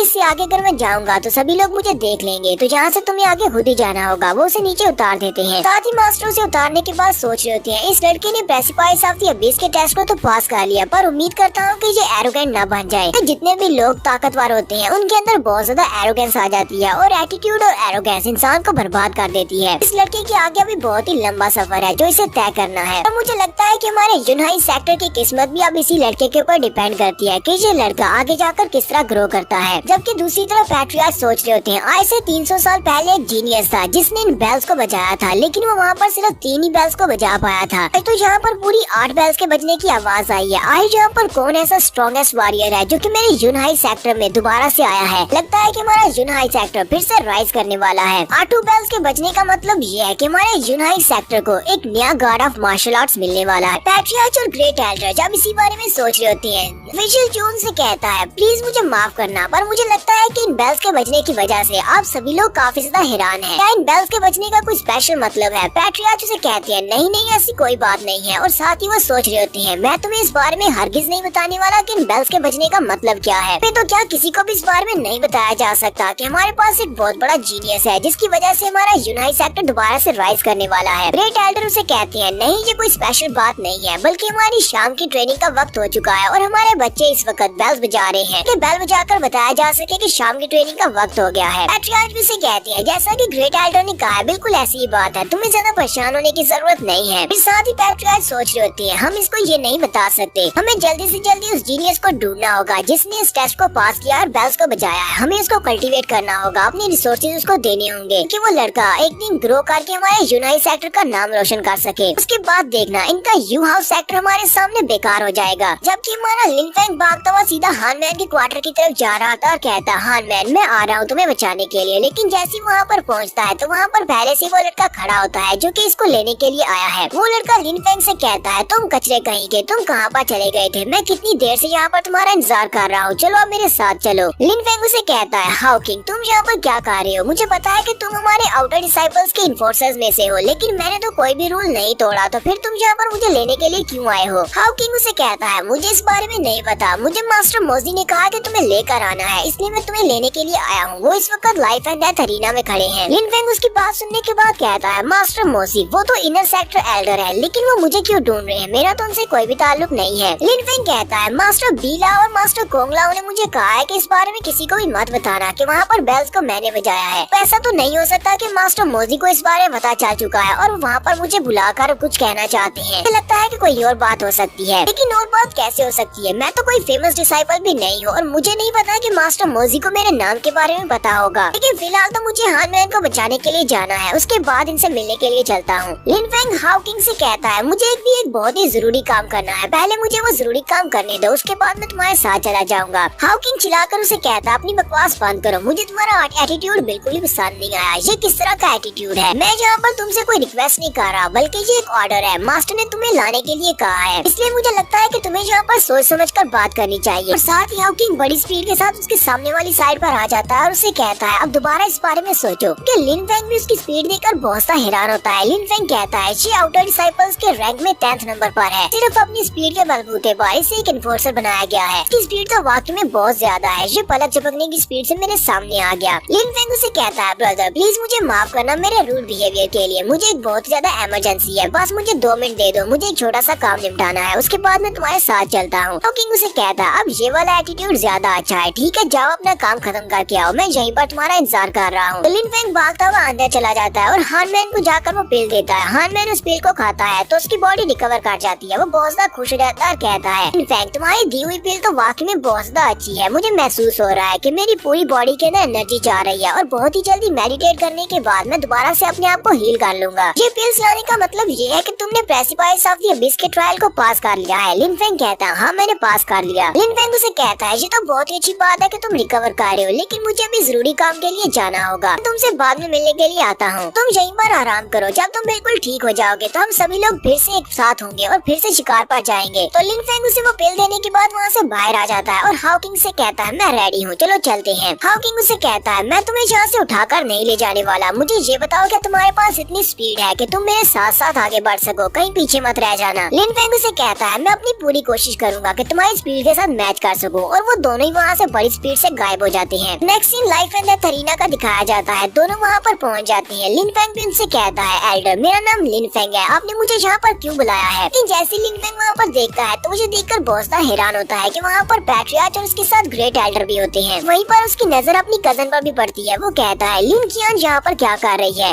तो हाउजू सेक्टर में है, फिर हाउजू सेक्टर से ये यहाँ पर क्या करने के लिए आई होगी? ऐसा तो नहीं है कि ये यहाँ पर मेरे लिए आई है, क्योंकि मैंने लिन हैंग के ऊपर अटैक किया था और साथ ही इसके फादर की इंसल्ट भी की थी। मास्टर मोजी वहाँ पर अपनी पावर्स को रिलीज करते हुए उसके ऊपर प्रेशर डालते हैं और लिन फेंग से कहते हैं लिन फेंग मैं तुमसे यहाँ पर सिर्फ एक ही बार पूछूंगा, क्या तुम अपने उन क्राइम्स को एडमिट करने को तैयार हो जो भी तुमने क्राइम्स यहाँ पर किए हैं? चलो जल्दी से अपने सारे क्राइम्स को एडमिट करो। मास्टर मोजी की की स्ट्रेंथ काफी ज्यादा होती है। लिन फेंग कहता है अचानक से मुझे बहुत ज्यादा किलिंग इंटेंट महसूस हो रहा है, जैसे कि इनका प्रेशर बहुत ज्यादा है। इनर सेक्टर एल्डर तो वाकई में बहुत ज्यादा स्कैरी है। लिन फेंग कहता है ये यहाँ पर अपनी इम्पोजिंग मैनर और अपनी विल पावर को रिलीज करते हुए मेरे पर प्रेशर डाल रहे हैं, लेकिन ये अचानक मुझसे ये क्यों पूछ रहे हैं? मैंने तो यहाँ पर कुछ भी गलत नहीं किया। लिन फेंग उनसे कहता है एल्डर मुझे इस बारे में जरा भी समझ नहीं आ रही कि आप किस बारे में बात कर रहे हैं, क्योंकि मैंने तो यहाँ पर किसी भी रूल को नहीं तोड़ा, मैंने सारे रूल्स को फॉलो किया है, मैंने कुछ भी गलत नहीं किया। मास्टर मोजी और भी ज्यादा गुस्सा हो जाते हैं और कहते हैं तुम्हारी हिम्मत कैसे हुई मेरे सामने अपने आप को इनोसेंट कहने की? क्या तुम अपने सारे किए हुए क्राइम्स को भूल चुके हो? जितने भी क्राइम्स तुमने किए हैं, क्या तुम्हारे अंदर जरा भी गैरत नहीं है? तुम्हारे ऊपर इल्जाम है कि तुमने अपने दूसरे डिसाइपल्स को जख्मी किया, एक कजन के ऊपर अटैक किया और साथ ही अपने एल्डर्स की डिसरिस्पेक्ट की। इतना काफी नहीं है, हम तुम्हें अपने सेक्टर में नहीं रख सकते। हमारे यूनाइट सेक्टर के लिए ये एक बहुत बड़ी डिसरिस्पेक्ट की बात है। तुमने हमारे सेक्टर का नाम शर्म से डुबो दिया है, इसलिए हम तुम्हें यहाँ से निकाल रहे हैं। तुम्हें जल्दी से जल्दी अपने क्राइम्स को एडमिट करना होगा। लिन फेंग उनकी बात सुनने के बाद कहता है तो ये लोग यहाँ पर मेरे ऊपर झूठे इल्जाम लगा रहे हैं। मुझे लगता है कि ये सब कुछ लिन कियांग की वजह से हो रहा है। लिन कियांग ने यहाँ पर आकर इनसे कोई बात की है, क्योंकि यू हाउस सेक्टर इनके सेक्टर से ज्यादा पावरफुल है, इसी वजह से ये लोग उनकी साइड ले रहे हैं। मास्टर मोजी से कहती है तो क्या तुम्हें अपनी बात पर पछतावा हो रहा है या नहीं? और अगर तुम्हें पछतावा हो रहा है तो तुम्हारे अंदर इतनी ज्यादा हिम्मत होनी चाहिए कि तुम सभी के सामने अपने क्राइम्स को मान सको। लिन फेंग सोच रहा होता है ये सब कुछ लिन कियांग का किया धरा है, क्योंकि उसके फादर की इंसल्ट हुई है। मेरे फादर ने क्लैन की मीटिंग में उसको हरा दिया था, इसी वजह से वो यहाँ पर बदला लेने के लिए आई है। लिन कियांग एल्डर मोजी से कहता है एल्डर मोजी जैसे मैं यहाँ पर अपीयर हुआ उसी वक्त आपने फैसला कर लिया था कि आपने मेरे ऊपर कौन कौन से क्राइम्स थोपने हैं। हालांकि आपको इसको सबसे पहले इन्वेस्टिगेट करना चाहिए था, इसलिए मुझे लगता है कि यहाँ पर आपने ये बहुत ही गलत किया है। मेरे ऊपर आप इस तरह इल्जाम नहीं लगा सकते जबकि आपको ये बात कंफर्म भी नहीं है। एल्डर मोजी और भी ज्यादा गुस्सा हो जाते हैं और उसे कहते हैं क्या तुम्हें लगता है कि यहाँ पर मुझे तुम्हें इन्वेस्टिगेट करने की जरूरत है? क्या मैं यहाँ पर गलत कह रहा हूँ? क्या मैं इन सभी लोगों के सामने झूठ बोल रहा हूँ? तुम यहाँ पर मेरे सामने रेजिस्ट करने की कोशिश कर रहे हो और अपने क्राइम्स को एडमिट नहीं कर रहे। इसका मतलब तो ये है कि तुम मेरी बात के खिलाफ जा रहे हो और तुमने यहाँ पर एक और क्राइम किया है। साथ ही मोजी उसे कहते हैं मैं तुमसे आखिरी बार पूछता हूँ क्या तुम अपने क्राइम्स को एडमिट करते हो या नहीं? तो लिन फेंग उनसे कहता है एल्डर अगर मैं यहाँ पर चुप रहूंगा तो आप कहेंगे कि मैं वाकई में गुनाहगार हूँ और मैंने ये सब कुछ किया है इसलिए मैं बोल नहीं रहा, और अगर मैं यहाँ पर मुंह खोलूंगा और आपसे कुछ कहूंगा तो आप कहेंगे कि मैं आपकी डिसरिस्पेक्ट कर रहा हूँ। मुझे तो लगता है कि आपने शुरुआत से ये सारा प्लान बनाया हुआ है, चाहे मैं यहाँ पर कुछ भी कर लूँ मुझे यहाँ पर सजा जरूर मिलने वाली है। मैं आपसे पूछना चाहता हूँ कि आप यहाँ पर किस तरह का इंसाफ कर रहे हैं? मुझे तो यहाँ पर बोलने का हक भी नहीं मिल रहा। हाँ ये बात ठीक है कि मैं सेक्टर का आउटर डिसाइपल हूँ, पर इस बात का मतलब ये नहीं है कि आप लोग मुझे दबा सकते हैं। मास्टर मोजी उसकी बात सुनने के बाद और भी गुस्सा हो जाते हैं, क्योंकि सारे बच्चे भी सोच रहे होते हैं ये लड़का तो वाकई में अब मरेगा, इसने मास्टर मोजी को गुस्सा दिला दिया है। हिम्मत कैसे हुई मास्टर मोजी के सामने बात करने की? इसे लगता है कि बातें करके मास्टर मोजी को बहला सकता है। मास्टर मोजी हाउकिंग से कहते हैं हाउकिंग मुझे ये बताओ कि तुम्हारे लॉ एनफोर्समेंट डिपार्टमेंट के अंदर जो बुक के अंदर लॉ लिखा हुआ है उसके मुताबिक इस लड़के के साथ हमें क्या करना चाहिए? हाउकिंग कहता है मास्टर इसने यहाँ पर अपने क्राइम्स को एडमिट करने से मना कर दिया और साथ ही एल्डर के साथ बदतमीजी की है। तुम्हारे यूनाइट सेक्टर के रूल्स के मुताबिक हमें इसकी कल्टीवेशन को ब्लॉक कर देना चाहिए और साथ ही इसे सेक्टर से निकाल देना चाहिए। लिन फेंग कहता है मुझे लगता है कि ये वाला केस बहुत ज्यादा होपलेस है, क्योंकि यहाँ पर सिर्फ स्ट्रॉन्ग की बात ही सुनी जाएगी। मुझे लगता है कि मास्टर कोंग लाओ के साथ किया हुआ मुझे अपना वादा तोड़ना पड़ेगा और इन सभी को बेल्स के रिंग करने के बारे में बताना होगा। तो सभी लोग भी वहाँ पर बातें करना शुरू कर देते हैं और कहते हैं एल्डर ने यहाँ पर बिल्कुल सही सजा का फैसला किया है कि इस लड़के की कल्टीवेशन को ब्लॉक कर दिया जाए, लेकिन ये लड़का तो पहले से एक कचरा है, एक कचरे की कल्टीवेशन को ब्लॉक करना तो बहुत बड़ा जुल्म होगा। मास्टर मोजी भी उन बच्चों की बात सुनने के बाद कहते हैं हमारा यूनाइट सेक्टर इतना भी बुरा सेक्टर नहीं है, क्योंकि तुमने अपनी कल्टीवेशन को बहुत ही मेहनत से हासिल किया है और तुम पहले से एक कचरे हो। तुम्हें यहाँ पर एक मौका देता हूँ, तुम्हें बहुत ही लाइट सी पनिशमेंट दी जाएगी। तुम अपने एक हाथ को काट दो और अपनी कल्टीवेशन को बचा लो और यहाँ से चले जाओ। लिन फेंग उसकी बात सुनने के बाद सोच रहा होता है ये एल्डर अपने ही सेक्टर के डिसाइपल के साथ इतने बुरे से बर्ताव कैसे कर सकते हैं? मैंने तो मास्टर मोजी के खिलाफ कुछ भी नहीं किया, तो फिर ये यहाँ पर मेरे खिलाफ फैसला क्यों कर रहे हैं? हाउकिंग लिन फेंग से कहता है अगर तुम यहाँ पर अपना हाथ खुद से नहीं काट सकते तो फिर मुझे ये मौका दो, मैं तुम्हारा हाथ काट देता हूँ, तुम्हारे लिए इतना तो कर ही सकता हूँ। लिन फेंग उसकी बात सुनने के बाद काफी ज्यादा गुस्सा होता है। लिन फेंग कहता है अब मैं क्या करूँ? मैं इस सबको अवॉइड तो नहीं कर सकता, क्योंकि यहाँ पर इन सभी में वीक मैं ही हूँ। यहाँ फिर इनको लगता है कि मैं ज्यादा वीक हूँ, इसलिए मुझसे निपटा जा सकता है। लिन फेंग कहता है अब जबकि यहाँ पर सिर्फ स्ट्रॉन्ग की इज्जत की जाती है तो फिर इन सभी को अपनी स्ट्रेंथ दिखाना पड़ेगी कि पैट्रियार्च भी यहीं पर खड़े हैं और वो सब कुछ देख रहे हैं। फिर मैंने यहाँ पर पैट्रियार्च को ये बात साबित कर दी कि मैं बहुत ज्यादा स्ट्रॉन्ग हूँ और यूनाइट सेक्टर में रहने के काबिल हूँ, तो वो यहाँ पर मेरे साथ देंगे। लिन फेंग जल्दी से अपनी तलवार निकालता है और उनसे कहता है एल्डर मोजी मैं आपकी काफी ज्यादा इज्जत करता हूँ, लेकिन आप यहाँ पर मेरे पर गलत इल्जाम लगा रहे हैं। मैं इस बात के खिलाफ हूँ, इसलिए मैं यहाँ पर अपने लिए फाइट करूंगा। रही बात इस हाउ किंग की, तो हाउ किंग मेरे खिलाफ इस तरह बात नहीं कर सकता। मैं जहाँ पर बेगुनाह हूँ तो मैं यहाँ पर अपने हाथ क्यों काटूंगा। और साथ ही वो अपनी तलवार निकाल कर कहता है, लगता है कि मुझे अपनी स्ट्रेंथ को दिखाकर ये बात साबित करना पड़ेगी कि मैं कोई कचरा नहीं हूँ और ये लोग मुझे इस तरह नीचे दबा नहीं सकते। एल्डर मोज़ी लिन फेंग से कहते हैं, मैंने तो तुम्हारे ऊपर एक एहसान किया था और तुम्हें कहा था कि मैं तुम्हारी कल्टीवेशन को क्रिपल नहीं करूंगा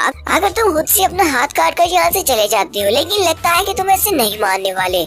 एल्डर मोज़ी हाउ किंग से कहते हैं, हाउ किंग चलो जल्दी से आगे बढ़ो और मुझे इस लड़की का हाथ काट कर ला कर दो। हाउ किंग एल्डर से कहता है, ठीक है एल्डर, मैं अभी जाता हूँ। और फिर साथ ही वो अपनी पावर्स को रिलीज करते हुए लिन फेंग से कहता है, लिन फेंग प्लीज मुझे माफ करना, लेकिन मुझे ये सब कुछ करना पड़ेगा और तुम्हें यहाँ पर काफी की भीख मांगने का मौका भी नहीं मिलेगा। लेकिन तुम्हें यहाँ पर बिल्कुल भी परेशान होने की जरूरत नहीं है, क्योंकि मेरी स्पीड बहुत ज्यादा है, इसलिए तुम्हें पता भी नहीं चलेगा और मैं तुम्हारा बाजू काट भी दूंगा। और यहाँ पर वो अपनी स्पेशल टेक्निक, जिसका नाम डांसिंग विद टेक्निक होता है, उसको रिलीज करता है और वहीं पर हवा में गायब हो जाता है। लिन फेंग सामने की तरफ देख रहा होता है और कहता है, ये लड़का, इसकी स्पीड बहुत ज्यादा है, तो हवा में गायब हो गया है। ये एक बहुत ही स्पेशल टेक्निक है जिसके अंदर ये अपने आप को हवा में डिस्पर्स कर सकता है और ये बड़ी स्पीड के साथ किसी भी जगह से निकलकर मेरे पर अटैक कर सकता है। मास्टर मोज़ी भी ये वाला स्किल देखने के बाद काफी ज्यादा खुश होते हैं और कहते हैं, हुआ किंग की एबिलिटीज तो काफी ज्यादा है, उसकी एजिलिटी और उसकी स्पीड बहुत ज्यादा बढ़ चुकी है। ये मेरा सबसे प्राउड स्टूडेंट है जो कि आउटर स्टूडेंट है, लेकिन मुझे लगता है कि ये बहुत ही जल्दी एक इनर डिसाइपल बन जाएगा और मेरे पास आ जाएगा। इस लिन फेंग को मैं देखना चाहता हूँ कि ये और कितनी देर तक इस तरह एरोगेंटली बिहेव करता है। अपना हाथ कटने के बाद क्या ये इसी एटीट्यूड के साथ बात करेगा। देखने वाले भी बहुत ज्यादा हैरान होते हैं और कहते हैं, ब्रदर हुआ किंग की एजिलिटी तो बहुत ज्यादा है, इसकी स्पीड इतनी ज्यादा है कि हमें कुछ दिखाई भी नहीं दे रहा। सामने अरीना में है लेकिन वो गायब हो चुका है। लेकिन जरा लिन फेंग की तरफ तो देखो, वो वहाँ पर इतना ज्यादा शांत कैसे खड़ा है। कहीं ऐसा तो नहीं है कि वो बहुत ज्यादा डर चुका है, उसे पता है कि उसका बाजू कटने वाला है, इसी वजह से तो वहाँ पर चुपचाप खड़ा है क्योंकि वो बहुत ज्यादा डरा हुआ है।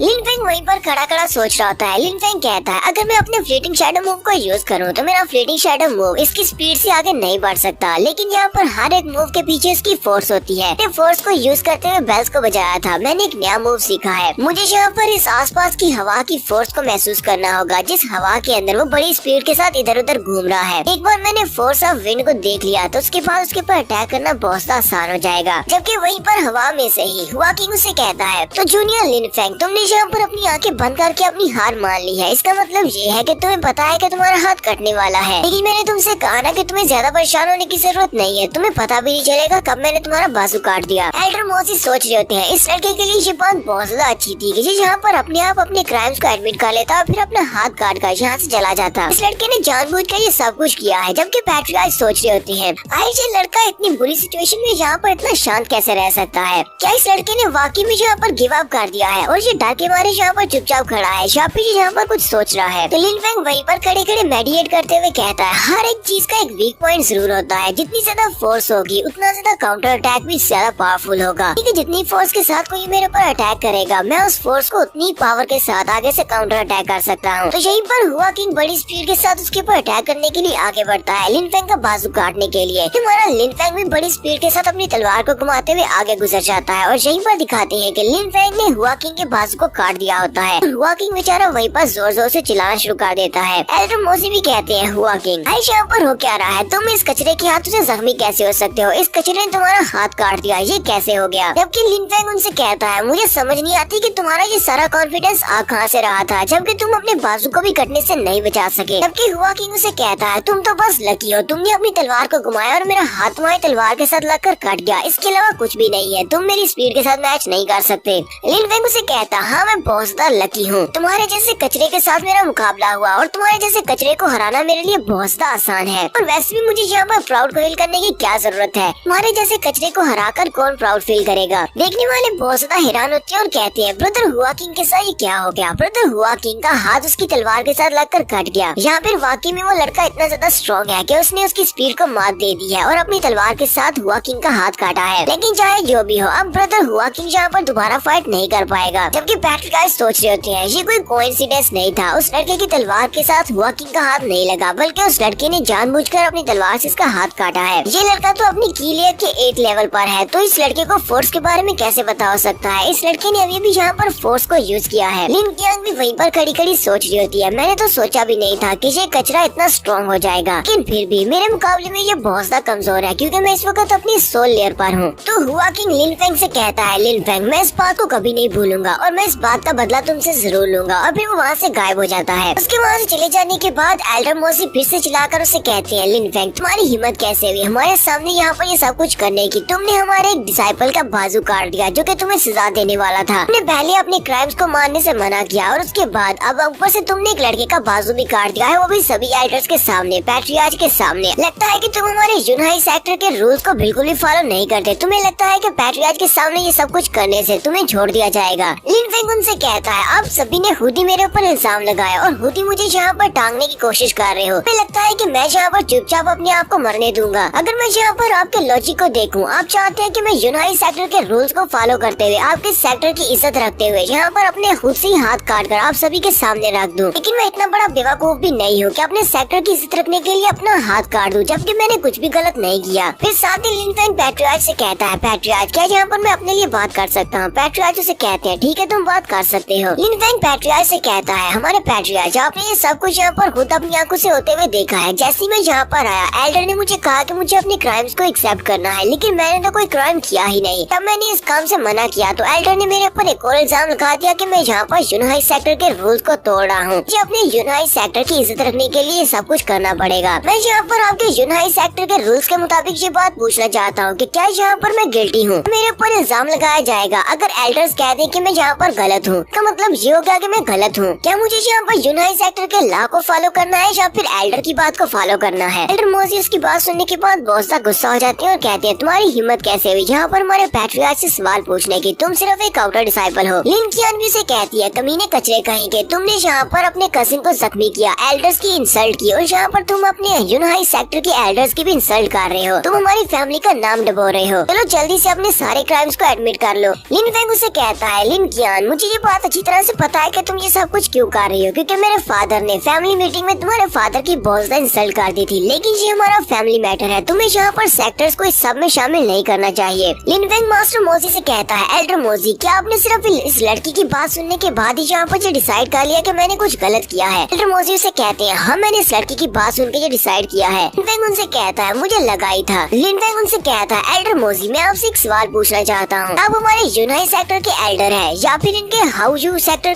के एल्डर है? क्योंकि अगर आप यूनहाई सेक्टर के एल्डर होते तो फिर अपने सेक्टर के लड़के की बात सुनते, आपको मेरी बात सुननी चाहिए थी और मेरी साइड लेनी चाहिए थी। लेकिन अब सिर्फ इस लड़की जो कि दूसरे सेक्टर की है उसकी बात सुनकर मेरे ऊपर इल्जाम लगा रहे हैं। मास्टर मोजी और भी ज्यादा गुस्सा हो जाती है और कहते हैं, लड़के तुम्हारी जुबान तो कुछ ज्यादा ही तेज चलती है, तुमने यहाँ पर सभी लोगों के सामने मेरी भी इंसल्ट कर दी। लिन फेंग एल्डर मोजी से कहता है, एल्डर मोजी हम दोनों ये बात अच्छी तरह से जानते हैं कि ये सब कुछ गलत हो रहा है, आप भी ये बात अच्छी तरह से जानते हैं। तो सिर्फ एक आउटर डिसाइपल को यहाँ पर बलि का बकरा बना रहे हैं, क्योंकि आपको पता है कि आप लोग इनके सेक्टर से जीत नहीं सकते, इनका सेक्टर ज्यादा पावरफुल है। मैं तो सिर्फ एक आउटर डिसाइपल हूँ, मेरा क्या है अगर मुझे बलि का बकरा बना भी दिया जाए। मास्टर मोजी इसकी बात सुनने के बाद उसे कहते हैं, लड़के तुमने बस जितना यहाँ पर कहना था उतना कह लिया, तुम्हारा एटीट्यूड कुछ बहुत ज्यादा बढ़ता जा रहा है। मैं मास्टर मोजी यहाँ पर खुद अपने हाथों के साथ तुम्हारे दोनों हाथों को काटूंगा और तुम्हारी कल्टीवेशन को क्रिपल करके यहाँ से उठाकर तुम्हें बाहर फेंकूंगा। जबकि पैट्रियार्च वहाँ पर खड़े ये सब कुछ देख रहे होते हैं और साथ ही सोच रहे होते हैं। लिन फेंग इतना सब कुछ होने के बाद भी यहाँ पर बहुत ज्यादा शांत खड़ा है, लेकिन उसे अपने पर पूरा भरोसा है। लिन फेंग अगर यहाँ पर ट्राई करता तो ये हमारा कोर डिसाइपल बन सकता था और इसकी कल्टीवेशन फ्यूचर में बहुत ज्यादा बढ़ सकती थी। लेकिन अफसोस अब हम लोग क्या कर सकते हैं, इसने एल्डर मोजी को बहुत ज्यादा गुस्सा दिला दिया है।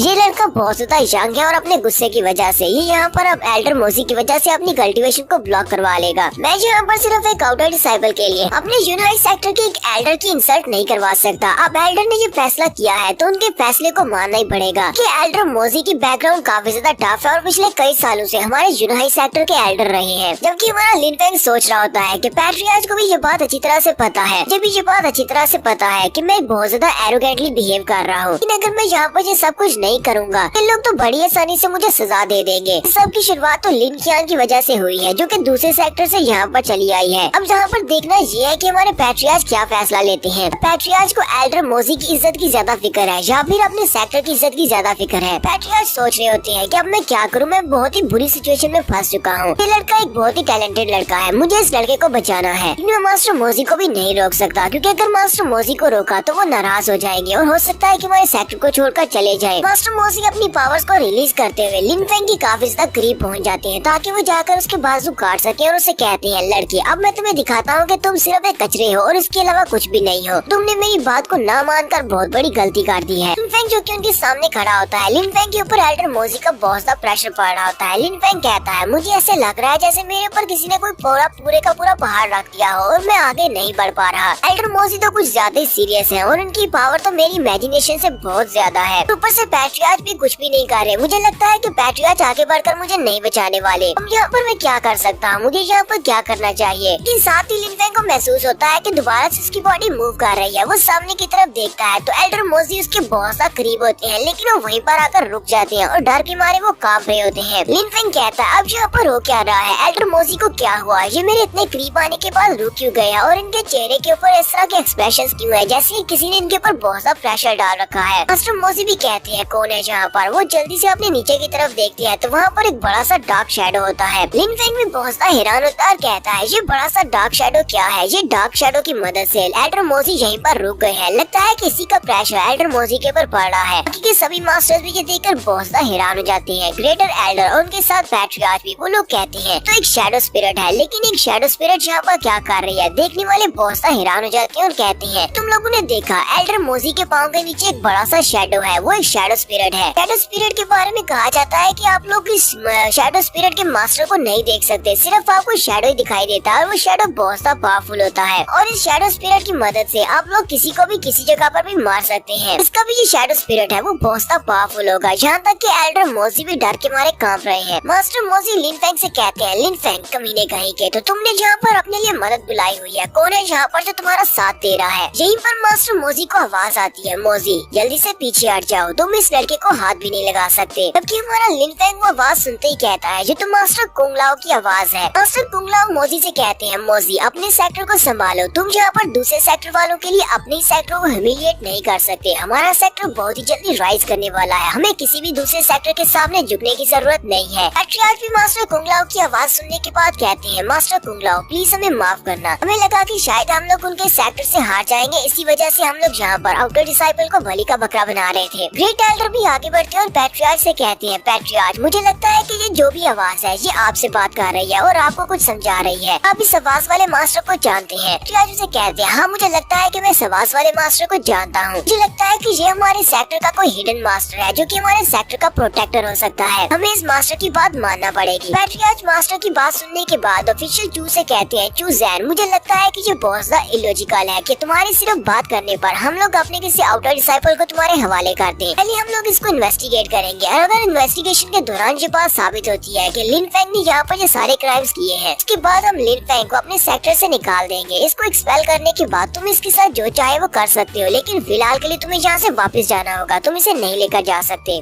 चू जैन उसे कहता है, तो पैट्रियार्च आपके कहने का मतलब क्या है, क्या आप इस डिसाइपल को हमारे हवाले नहीं करेंगे। लिन फेंग चू जैन पेंग की तरफ देखकर कहता है, तो इस बंदे का नाम चू जैन पेंग है, मुझे तो यकीन नहीं हो रहा कि लिन कियांग अपने साथ एक पावरफुल लड़के को लेकर आई है। चू जैन उसे कहता है, चलो ठीक है तुम लोग अपनी इन्वेस्टिगेशन कर लो, लेकिन मैं बहुत ज्यादा बोर हो रहा हूँ, क्या तुम अपने कुछ डिसाइपल्स को यहाँ पर भेजोगे मुझसे स्पार मैच करने के लिए, कि मुझे जहाँ पर तुम्हारी फाइटिंग एबिलिटीज को देखना है। पैट्रियार्च उसे कहते हैं, ऑफिशियल चू हम लोग अपने डिसाइपल्स को आपसे फाइट करने के लिए कैसे भेज सकते हैं, आप तो स्नो मून किंगडम के 8 ऑफिशियल्स में से एक ऑफिशियल डिसाइपल है, क्यों ना आप हमारे सेक्टर के बच्चों को कुछ छोड़ अर्सा के लिए ट्रेन करने दे ताकि इनकी कल्टीवेशन बढ़ सके, उसके बाद आप वापस आ जाना और फिर इनके साथ स्पार मैच कर लेना। यूजिंग से कहता है, लेकिन पैट्रियार्च उसे कहते हैं, मैंने कहा ना कि सबको यहीं पर छोड़ दो, तुम्हें वापस जाना होगा। लेकिन चूजन फिर से उसे कहता है, पैट्रियार्च आप तो मेरी कोई भी बात नहीं मान रहे, और पैट्रियार्च गुस्से के साथ चिल्लाकर उसे कहते हैं, क्या है कि तुम्हें मेरी बात समझ में नहीं आ रही, मैंने कहा ना कि यहाँ पर जो कुछ भी होना था वो हो चुका है, अब जल्दी से यहाँ से वापस चले जाओ। क्या तुम्हारे सेक्टर के लोगों को जरा भी तमीज नहीं है, मैं यहाँ पर सेक्टर का पैट्रियार्च हूँ और तुम्हें यहाँ पर ऑर्डर्स दे रहा हूँ कि यहाँ से वापस चले जाओ, और तुम आगे से सवाल किए जा रहे हो। चूजन भी पैट्रियार्च को वहाँ पर चिल्लाते हुए देखकर कहता है, अब मैं इसका क्या करूँ, हालांकि ये मेरे सामने कुछ भी नहीं है, मैं इसकी जरा भी इज्जत नहीं करता, लेकिन ये सेक्टर का पैट्रियार्च है और मेरे फादर का दोस्त भी है, इसी वजह से मुझे यहाँ पर इसकी रिस्पेक्ट करना पड़ेगी। हालांकि अंदर से बहुत ज्यादा गुस्से में होता है, लेकिन फिर साथ ही उसे कहता है, ठीक है पैट्रियार्च, अब इस बात को एक्सेप्ट कर लेता होता हूँ। जबकि पैट्रियार्च सोच रही होती है मैंने पहले 2 बार इसे प्यार से कहा लेकिन इसने मेरी बात को नहीं माना और फिर मुझे गुस्से के साथ इसे कहना पड़ा। लोगों को क्या लगता है कि ये मेरे यूनहाई सेक्टर के साथ पंगा ले सकती है और हमारे यूनहाई सेक्टर के लोग इतने कमजोर हैं कि ये आगे से कुछ भी नहीं कह सकते। चूसन कहता है ठीक है सेक्टर लीडर, मैं आपकी बात मान लेता हूँ। कि लिन qian भी लिन फेंग से कहती है लिन फेंग तुम फिलहाल के लिए तो अपने सेक्टर के लोगों के पीछे छुप सकते हो, मैं तुम्हें छोड़ देती हूँ, लेकिन जब हमारी फैमिली की एनुअल मीटिंग का वक्त आएगा वहाँ पर देखना, वहाँ पर मैं तुम्हें नहीं छोड़ूंगी। चूसन जल्दी से अपने बड़े से पंछी को वहाँ पर बुलाता है और उनसे कहता है मैं आज के इस वाक़ये को यहीं पर भूल जाता हूँ क्योंकि हम लोग अच्छे दोस्त हैं, इसी वजह से अपने बड़े से पंछी को बुलाकर उसके ऊपर बैठ जाता है। फिर शादी जाने से पहले वो यूनहाई सेक्टर वालों को धमकी देते हुए कहता है तुम सभी लोग इस बात को अच्छी तरह से याद रखना कि मेरे ऑफिशियल 2 के यहाँ पर आने के बाद भी लोगों ने इस लड़के को मेरे हवाले नहीं किया जिसकी वजह से मेरी बॉस ना इंसल्ट हुई है और मैं इस बात का बदला लेने के लिए यहाँ पर वापस जरूर आऊंगा। पैट्रियार्च उसके जाने के बाद सोच रही होती है मास्टर कुंगला उन्हें बिल्कुल ठीक कहा, हम लोग यहाँ पर अपने सेक्टर की इंसल्ट नहीं करवा सकते। हमारा सेक्टर हमेशा से इसी तरह वीक नहीं रहने वाला, बहुत ही जल्दी हम लोग भी राइज करेंगे। यहाँ पर बाकी के सेक्टर से डरने की जरूरत नहीं है। एल्डर मोजी पैट्रियार्च से कहती है पैट्रियार्च अब हम लोग लिन फेंग का क्या करेंगे। पैट्रियार्च से कहते हैं इस बात को यहीं पर छोड़ दो और वो लिन फेंग से कहते हैं लिन फेंग तुम जा सकते हो। एल्डर मोजी से कहते हैं लेकिन पैट्रियार्च आपको पता है ना कि आपकी आंखों के सामने इसने हुआ किंग का बाजू काटा है। पैट्रियार्च से कहते हैं हम इसको इसके ऊपर ब्लेम नहीं कर सकते। तो लिन फेंग वहाँ पर अपने आप को प्रोटेक्ट कर रहा था और अपने आप को डिफेंड करने के दौरान उसकी तलवार के साथ हुआ किंग का हाथ लगा और कट गया। ये सिर्फ एक हादसा था। एल्डर मोजी भी पैट्रियार्च की बात सुनने के बाद खामोश हो जाते हैं जबकि वहाँ लिन फेंग और एल्डर मोजी दोनों एक दूसरे को घूर घूर कर देख रही होती है। तो लिन फेंग पैट्रियार्च की तरफ देखता है और वहीं से पीछे की तरफ मुड़ जाता है। लिन फेंग कहता है तो मैंने सही सोचा था कि इस दुनिया में सिर्फ एक ही तरीके से हमें रिस्पेक्ट मिल सकती है, वो भी पावर दिखाकर। अगर आपके पास पावर है तो सामने वाला आपकी इज्जत करेगा। वहीं पर पैट्रियार्च भी उसे हिंट देते हुए कहते हैं ठीक है तुम्हारी पावर बढ़ रही है लेकिन पावर के बढ़ने के साथ तुम्हारे अंदर ज्यादा एटीट्यूड और एरोगेंस नहीं होनी चाहिए। लिन फेंग भी आगे से सारे हिलाते हुए उनको कहता है ठीक है मैं इस बात पर जरूर अमल करूंगा। और फिर हमारा लिन फेंग वहाँ से आगे बढ़ जाता है और कहता है मुझे अपने आप को इतना ज्यादा स्ट्रॉन्ग बनाना है कि दोबारा कभी भी कोई भी इस तरह आकर मेरे ऊपर इल्जाम न लगा सके। तो नेक्स्ट सीन हमारे यूनहाई सेक्टर के स्काई रीच पीक का दिखाया जाता है। स्काई रीच पीक के ऊपर एक गुफा होती है। यूनहाई उस गुफा के अंदर बैठा होता है कि उसी गुफा के बाहर एक लड़का लड़की आते हैं। वो दोनों उस गुफा के बाहर आते हैं। लड़का उस लड़की से कहता है जू ये वाली जगह बहुत ज्यादा अच्छी है, मुझे लगता है कि हमें यहीं पर जाकर कल्टीवेट करना चाहिए। वो लड़की उसे कहती है पर मुझे लगता तो नहीं है कि तुम यहाँ पर सिर्फ कल्टीवेट करने के लिए आए हो क्योंकि मुझे तुम्हारा इरादा बिल्कुल भी ठीक नहीं लगता। उस लड़की का नाम लूफी होता है। लूफी उसे कहता है हाँ तुमने बिल्कुल ठीक समझाया, मैं तो यहाँ पर ट्रेनिंग करने के लिए आया हूँ लेकिन ट्रेनिंग करने से पहले थोड़े से मजे करेंगे, फिर ट्रेनिंग करेंगे और उसके बाद फिर से कुछ मजे करेंगे और फिर वापस चले जाएंगे। लड़की से कहती है तुम तो वाकई में बहुत ही बुरे लड़के हो, चलो ठीक है फिर चल के मजे करते हैं। फिर साथ ही वो अंदर से सोच रही होती है इस कमीने को क्या लगता है कि मैं यहाँ पर इसके साथ मजे करना चाहती हूँ, ये तो एक बहुत ही बेकार इंसान है कि सिर्फ अपनी नीचे वाली बॉडी के साथ ही सोचता है। इसके बड़े भाई के पास रिसोर्सेज नहीं होते तो मैं कभी भी इस लड़के के साथ नहीं लगी होती। मैं तो इस टाइप के लड़के को कभी देखना भी पसंद नहीं करती। तो लूफी जू को लेकर उस गुफा के अंदर चला जाता है। जैसे वो दोनों उस गुफा के अंदर जाते हैं तो वो देखकर काफी हैरान होते हैं क्योंकि वहाँ पर हमारा लिन फेंग पहले से बैठा होता है। लिन फेंग वहाँ पर बैठकर अपनी प्रैक्टिस कर रहा होता है। तो वो लूफी से कहती है मुझे लगता है कि मैं मजे करने के लिए किसी और जगह को ढूंढना होगा, ये तो पहले से ही बुक्ड है। तो लूफी जू से कहता है हमें यहाँ से जाने की क्या जरूरत है, मुझे महसूस हो रहा है कि ये लड़का सिर्फ अपनी की लेयर के 8वें लेवल पर है, मैं इसको आसानी से यहाँ से भगा सकता हूँ। जू से कहती है लेकिन मुझे नहीं लगता कि ये कोई ठीक आइडिया है, वो बेचारा वहाँ पर बैठकर कल्टीवेट कर रहा है, हम अपने लिए कोई और जगह देख लेते हैं। लूफी से कहता है ये तो इसकी अपनी गलती है, ये इतना ज्यादा कमजोर है फिर भी वो यहाँ पर आकर कल्टीवेट कर रहा है, देखना मैं कैसे इसकी कल्टीवेशन को क्रिपल करता हूँ। मैं इसकी कल्टीवेशन को ब्लॉक करने के बाद इसको यहीं से माउंटेन से उठाकर नीचे फेंक दूंगा। जो उसकी बात सुनने के बाद हंसना शुरू कर देती है लेकिन अंदर से वो ये नहीं चाहती कि ये आके बढ़कर उस लड़के के ऊपर अटैक करे। वो लिन फेंग से कहती है लड़के तुमने हमारी बात तो सुन ली होगी, इससे पहले कि मेरा ब्रदर आगे बढ़कर तुम्हारे ऊपर अटैक करे तुम खुद ही यहाँ से चले जाओ। लिन फेंग वहीं पर बैठे बैठे अपनी पावर्स को रिलीज करता है, उसकी आंखें भी चमक रही होती है। लूफी और उसके साथ जू दोनों ही थोड़ी देर के लिए हैरान हो जाते हैं क्योंकि उसकी बॉडी से काफी सारा प्रेशर निकल रहा होता है। लिन फेंग उठकर खड़ा हो जाता है। लूफी से कहता है अभी अभी तुमने कहा कि तुम मेरी कल्टीवेशन को ब्लॉक करके मुझे पहाड़ी से नीचे फेंकने वाले हो। लूफी से कहता है ये तो बहुत ही अच्छी बात है कि तुमने मेरी बात सुन ली, अगर सुन ही ली है तो जल्दी से अपनी कल्टीवेशन को खुद ही क्रिपल कर दो, अपनी कल्टीवेशन को ब्लॉक करो और इस पहाड़ी से नीचे जंप लगा दो, नहीं तो मुझे ये सब कुछ खुद करना पड़ेगा। तो लिन फेंग उसे कहता है ठीक है और फिर वो उठकर सामने की तरफ चलना स्टार्ट करता है। लूफी से कहता है तुम कहाँ पर जा रहे हो, अपनी कल्टीवेशन को क्रिपल किए बिना तुम यहाँ से जा नहीं सकते। लिन फेंग जाकर उसके सामने खड़ा हो जाता है और उससे कहता है तुम्हें किसी ने कहा कि मैं यहाँ से जा रहा हूँ। लूफी इस बात से बहुत गुस्सा हो जाता है और जल्दी से अपने 5वें पावर को रिलीज करते हुए उसके ऊपर एक जबरदस्त पंच लगाता है और लिन फेंग से कहता है तुम्हें क्या लगता है कि तुम जहाँ पर मुझे हरा सकते हो, जहाँ मुझे डरा सकते हो। तो लिन फेंग अपने हाथ को सामने करते हुए उसके पंच को ब्लॉक कर लेता है। ल्यूफी वहीं पर चिल्लाना शुरू कर देता है। लिन फेंग उसके पंच को छोड़ने के बाद साथ ही उसको उसकी गर्दन से पकड़ लेता है और कहता है तो चलो अब मुझे बताओ कि तुम कैसे मेरी कल्टीवेशन को ब्लॉक करने के बाद मुझे इस पहाड़ी से नीचे फेंकने वाले थे। ये एपिसोड का एक्सप्लेनेशन अच्छी लगी हो तो कमेंट करके जरूर बताइएगा। चैनल को सब्सक्राइब कर दें, वीडियो को लाइक और शेयर कर दें। शुक्रिया।